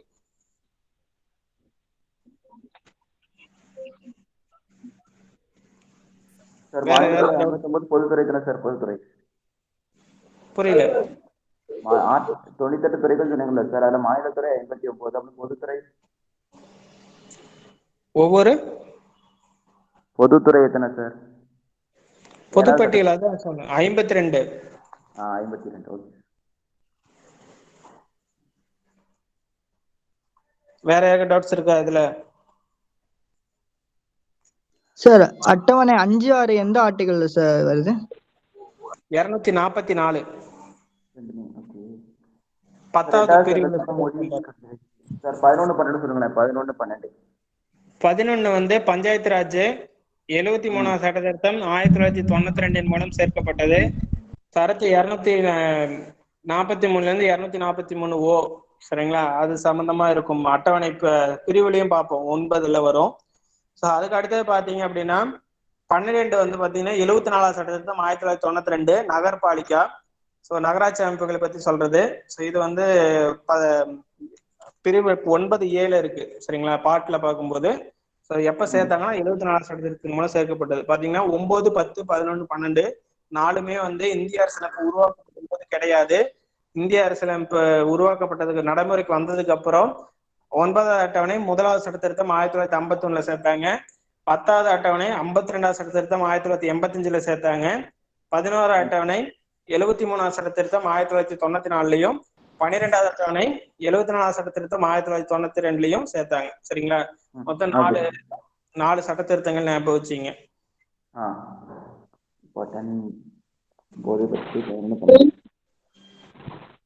சார் 4வது அட்டவணையும் 10வது அட்டவணையும் ஒரு டைம் சொல்லுங்க சார். 4வது அட்டவணை வந்து பாத்தீங்கன்னா ராஜ்யசபாவோட இடஒதுக்கீடுமா, ஒவ்வொரு ஸ்டேட்டுக்கும் எத்தனை ராஜ்யசபா இடங்கள் ஒதுக்கணும் அப்படிங்கிறத பத்தி சொல்றதுதான் 4வது அட்டவணை. சரிங்களா? தமிழ்நாடுக்கு பாத்தீங்கன்னா 18 இடஒதுக்கீடு, 18 தொகுதிகள் இருக்கு. ஸோ அது மாதிரி ஒவ்வொரு மாநிலங்களுக்கும் ராஜ்யசபா இடஒதுக்கீடை பத்தி சொல்றது 4வது அட்டவணை. 10வது அட்டவணை வந்து ஒரு உறுப்பினர் வந்து கட்சி தாவல் தடை சட்டம். சரிங்களா? அதாவது அவர் வந்து அதை நான் பின்னாடி நடத்தும் போது சொல்றேன். ஒரு உறுப்பினர் ஒரு கட்சியிலிருந்து இன்னொரு கட்சிக்கு போயிட்டாலோ அல்லது அவர் தேர்ந்தெடுக்கப்பட்ட பிறகு வெற்றி பெற்ற பிறகு ஒரு கட்சிக்கு மாறினாலோ அதெல்லாம் வந்து ஆன்டி டிஃபெக்ஷன் லால வந்து தப்பா சொல்லுவோம். அதை பத்தி முடிவு எடுக்கிற அதிகாரம் சபாநாயகருக்கு இருக்கும். சரிங்களா? ஸோ இதை டிஸ்கிரைபா பிரீஃபா நான் வந்து அடுத்து அந்த ஆன்டி டிஃபெக்ஷன் லா சொல்லும் போது சொல்றேன். சரிங்களா? ஸோ அந்த கட்சி தாவல் தடை சட்டத்தை வந்து கொண்டு வந்தது 52வது சட்ட திருத்தம் 1985. அது அட்டவணையில 10வது அட்டவணையா வச்சிருக்காங்க.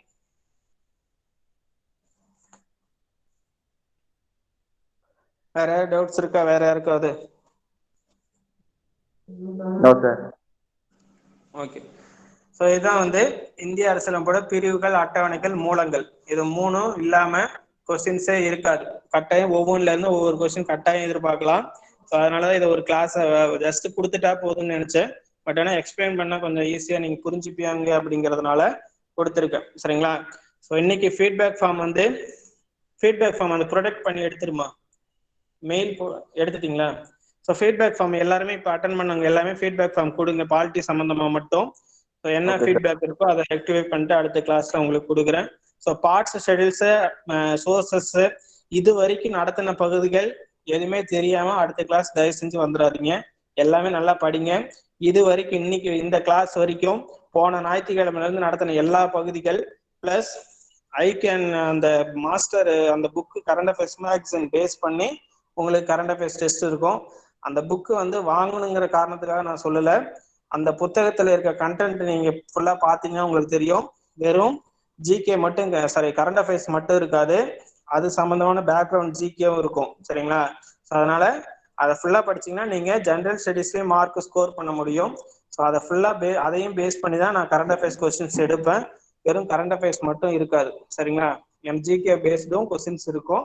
பிளஸ் போன சண்டேல இருந்து இன்னைக்கு இந்த கிளாஸ் வரைக்கும் நடத்தின எல்லா பகுதிகளும் உங்களுக்கு அடுத்த சண்டே, சரிங்களா, 6/6 நினைக்கிறேன்.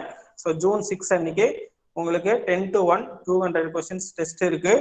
ஸோ அதை நீங்க அட்டன் பண்ணி நல்லா ஸ்கோர் பண்றவங்க மட்டும்தான் நாங்க ஃபில்ட்ரேட் பண்ணி அடுத்த கோச்சிங் அடுத்த லெவலுக்கு உங்களுக்கு கொடுப்போம், சரிங்களா. ஸோ அதனால ஒருத்தர் கூட மிஸ் பண்ணிட்டீங்க அப்படின்னா கட்டாயம் அடுத்த டெஸ்ட்டுக்கு நீங்க அடுத்த கிளாஸ்க்கு உங்களுக்கு எந்த வித மெட்டீரியலும் வராது. நீங்க வேணா கிளாஸ் மட்டும் அட்டன் பண்ணிக்கலாம், எந்த வித மெட்டீரியலும் வந்து எதிர்பார்க்காதீங்க. ஸோ அதுதான் வந்து நான் ஆல்ரெடி வீடியோவில் உங்களுக்கு சொல்லியிருந்தேன், சரியா. ஸோ அதனால எல்லாருமே வந்து கிளாஸஸ் கரெக்டாக அட்டன் பண்ணுங்க, மெட்டீரியல் வாங்கிக்கிங்க, நல்லா படிச்சு ஒரு 70% ஸ்கோர் பண்ற அளவுக்கு என்ன பண்ணீங்க ப்ரிப்பேர் பண்ணி டெஸ்ட் எழுதுங்க, சரிங்களா. ஒரு கிளாஸ் மெட்டீரியல் தான் சார் வந்திருக்கு பாலிடிக்ஸ், மீதி கிளாஸ் மெட்டீரியல் வரல சார். நீங்க குரூப்ல எந்த குரூப்ல இருக்கீங்க? வாட்ஸ்அப் குரூப்ல தான் சார் இருக்கேன். ஃபர்ஸ்ட் கிளாஸ் பிபிடி மட்டும் தான் சார் வந்திருக்கு. மெட்டீரியல் பத்தி கேட்காதீங்க, நான் சொல்லி முடிச்சிடுறேன். ஐகேன் வாட்ஸ்அப் குரூப் ஆன்லைன் கிளாஸ்ல 1ல இருந்து 6 வரைக்கும் 6 குரூப் இருக்கு. 6 குரூப்லயும் மெட்டீரியல் வராதுன்னு மறுபடியும் நேற்று ஒரு லிங்க் அனுப்பி ஃபார்ம் ஃபில்அப் பண்ணி கொடுங்கன்னு சொல்லிட்டோம், சரிங்களா. மைக் ஆஃப் பண்ணுங்க, நான் சொல்லி முடிச்சிடுறேன்.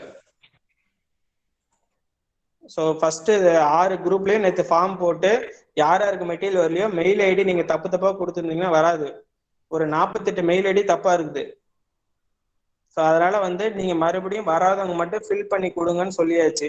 கிட்டத்தட்ட 1100 பேருக்கு மெட்டீரியல் அனுப்பியிருக்கேன், சரிங்களா. வரலன்னா உங்க சைடு ஏதாவது ப்ராப்ளம் இருக்கும். நீங்க கரெக்டா மெயில் ஐடி போட்டு நேற்று 6 குரூப்ல லிங்க் ஷேர் பண்ணிருக்கு, அது போட்டு எனக்கு மெட்டீரியல் வரணும்னு அனுப்புங்க. அந்த மெயிலுக்கு கம்பல்சரி உங்களுக்கு மெட்டீரியல் வந்துடும். திரும்ப இதை டிராபேக்கா சொல்லிட்டே இருக்காதீங்க. நீங்க முதல்ல குரூப்ல என்ன கண்டென்ட் போடுறோம், என்ன இன்ஸ்ட்ரக்ஷன் கொடுக்குறோன்னு கரெக்டா ஃபாலோ பண்ணுங்க, சரிங்களா. அதே மாதிரி நடத்தின பகுதிகளில் திரும்ப கொஸ்டின்ஸ் கேட்டுட்டே இருக்காதீங்க. நடத்தி முடிச்ச பகுதிகள்ல இருந்து நீங்க தான் படிக்கணும், சரியா. நீங்க இன்னைக்கு புதுசா வந்துட்டு மறுபடியும் கேட்டீங்கன்னா மறுபடியும் உங்கள்கிட்ட சொல்லிட்டு இருக்க முடியாது. கண்டினியூவா கிளாஸ் அட்டன் பண்ணுங்க எல்லாருமே.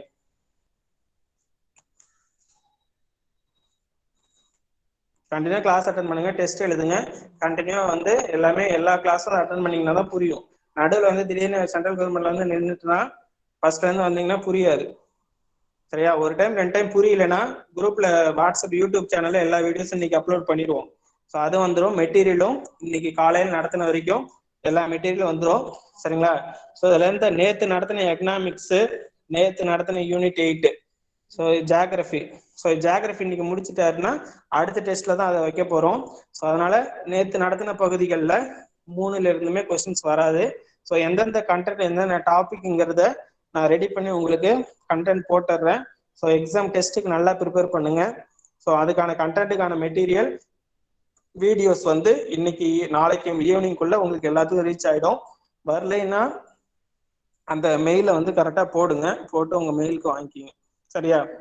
இப்ப கேளுங்க, யாராவது டவுட்ஸ் இருந்தா. சார் எக்ஸாம் எப்போ sir?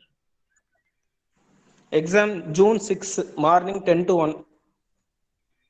Thank you sir. Okay.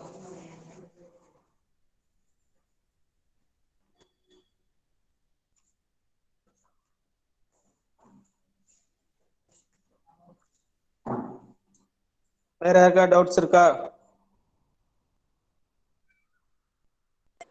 Sir எனக்கு மெட்டீரியலே வரலைங்க சார். அம்மா இப்பதான் சொல்லி முடிச்சேன். அந்த மெயில் ஐடி சார் எனக்கு ஃபோன் சரியா, ஒரு நிமிஷம் சார். சார் ஃபோன் சரியா எனக்கு ஆப்ரேட் பண்ண தெரியாதுங்க சார். எங்க பையன்கிட்ட கொடுக்குறேன் சார், எப்படின்னு மட்டும் சொல்லுங்க சார். கொடுங்க. சார் சொல்லுங்க சார். கூகுள் லிங்க் வந்து ஃபார்ம் லிங்க் வந்து வாட்ஸ்அப்ல அனுப்பியிருப்போம் மேடம். அந்த வாட்ஸ்அப் ஃபார்மை ஓபன் பண்ணி உங்களுடைய நேம், மெயில் ஐடி, மெட்டீரியல் வரலைன்னா நோன்னு கொடுத்து ஃபார்மை சப்மிட் பண்ணுங்க. சரிங்க சார், சரிங்க சார். தேங்க்யூங்க சார். Thank you madam. தேங்க்யூ. வேற யாருக்கா டவுட்ஸ் இருக்கா? மெட்டீரியல் ரெடி ஆனவொடனே எல்லா மெட்டீரியல் அனுப்பிடுவோம். வரலினா மட்டும் இந்த மெட்டீரியல் அனுப்பியிருக்கான்னு சொல்லுவோம். வரலினா மட்டும் எங்களுக்கு வந்து அந்த மெயில் பண்ணிவிடுங்க, நாங்கள் அனுப்பிடுறோம், சரிங்களா. ஸோ கட்டாயம் எல்லாருமே டெஸ்ட் அட்டன் பண்ணணும். அட்டன் பண்ணாதவங்க அடுத்த வாரத்துல இருந்து ஸ்டூடெண்ட் இதுல இருந்து ரிமூவ் பண்ணிடுவோம். எந்த மெட்டீரியலும் உங்களுக்கு வராது. சார் ஃபீட்பேக் ஃபார்ம் ஃபில் பண்ணிட்டா லெஃப்ட் ஆயிக்கலாம் சார்? Okay madam. ஸோ அடுத்த கிளாஸ் உங்களுக்கு 12 to 2 ஜியாகிரபி இருக்கு. ஸோ அதை ஃபாலோ பண்ணிக்கங்க. சார் ஒரு டவுட்டுங்க. அதே சேம் லிங்க் தான், தனியாக அனுப்ப மாட்டோம். ஓகே சார், தேங்க்யூ. தேங்க்யூ சார் எனக்கு வந்து ஒரு நாளைக்கு 1 GB தான் நெட்டுங்க சார். 2 கிளாஸ் தான் அட்டன் பண்ண முடியுதுங்க சார். அடிஷ்னலா 11 ரூபா அல்லது 21 ரூபா ஜியோவா இருந்தா ரீசார்ஜ் பண்ணீங்க. ஜியோவா ஏர்டெல்லா? ஓகே, ஜியோங்க சார். 11 rupees 21 rupees பண்ணீங்க. ஓகேங்க சார், தேங்க்யூங்க சார். தேங்க்யூங்க சார். தேங்க்யூ. தேங்க்யூங்க சார்.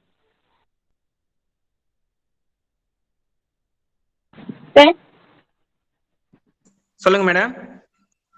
சார் நீங்க எடுக்கிறது ரொம்ப கிளியரா இருக்கு சார். ரொம்ப தேங்க்ஸ் சார். போர்டுல வச்சு எடுக்கும் போது எங்களுக்கு ரொம்பவே கிளியரா இருக்கு சார். ரொம்ப ரொம்ப thanks sir. Thank you madam. Thank you madam.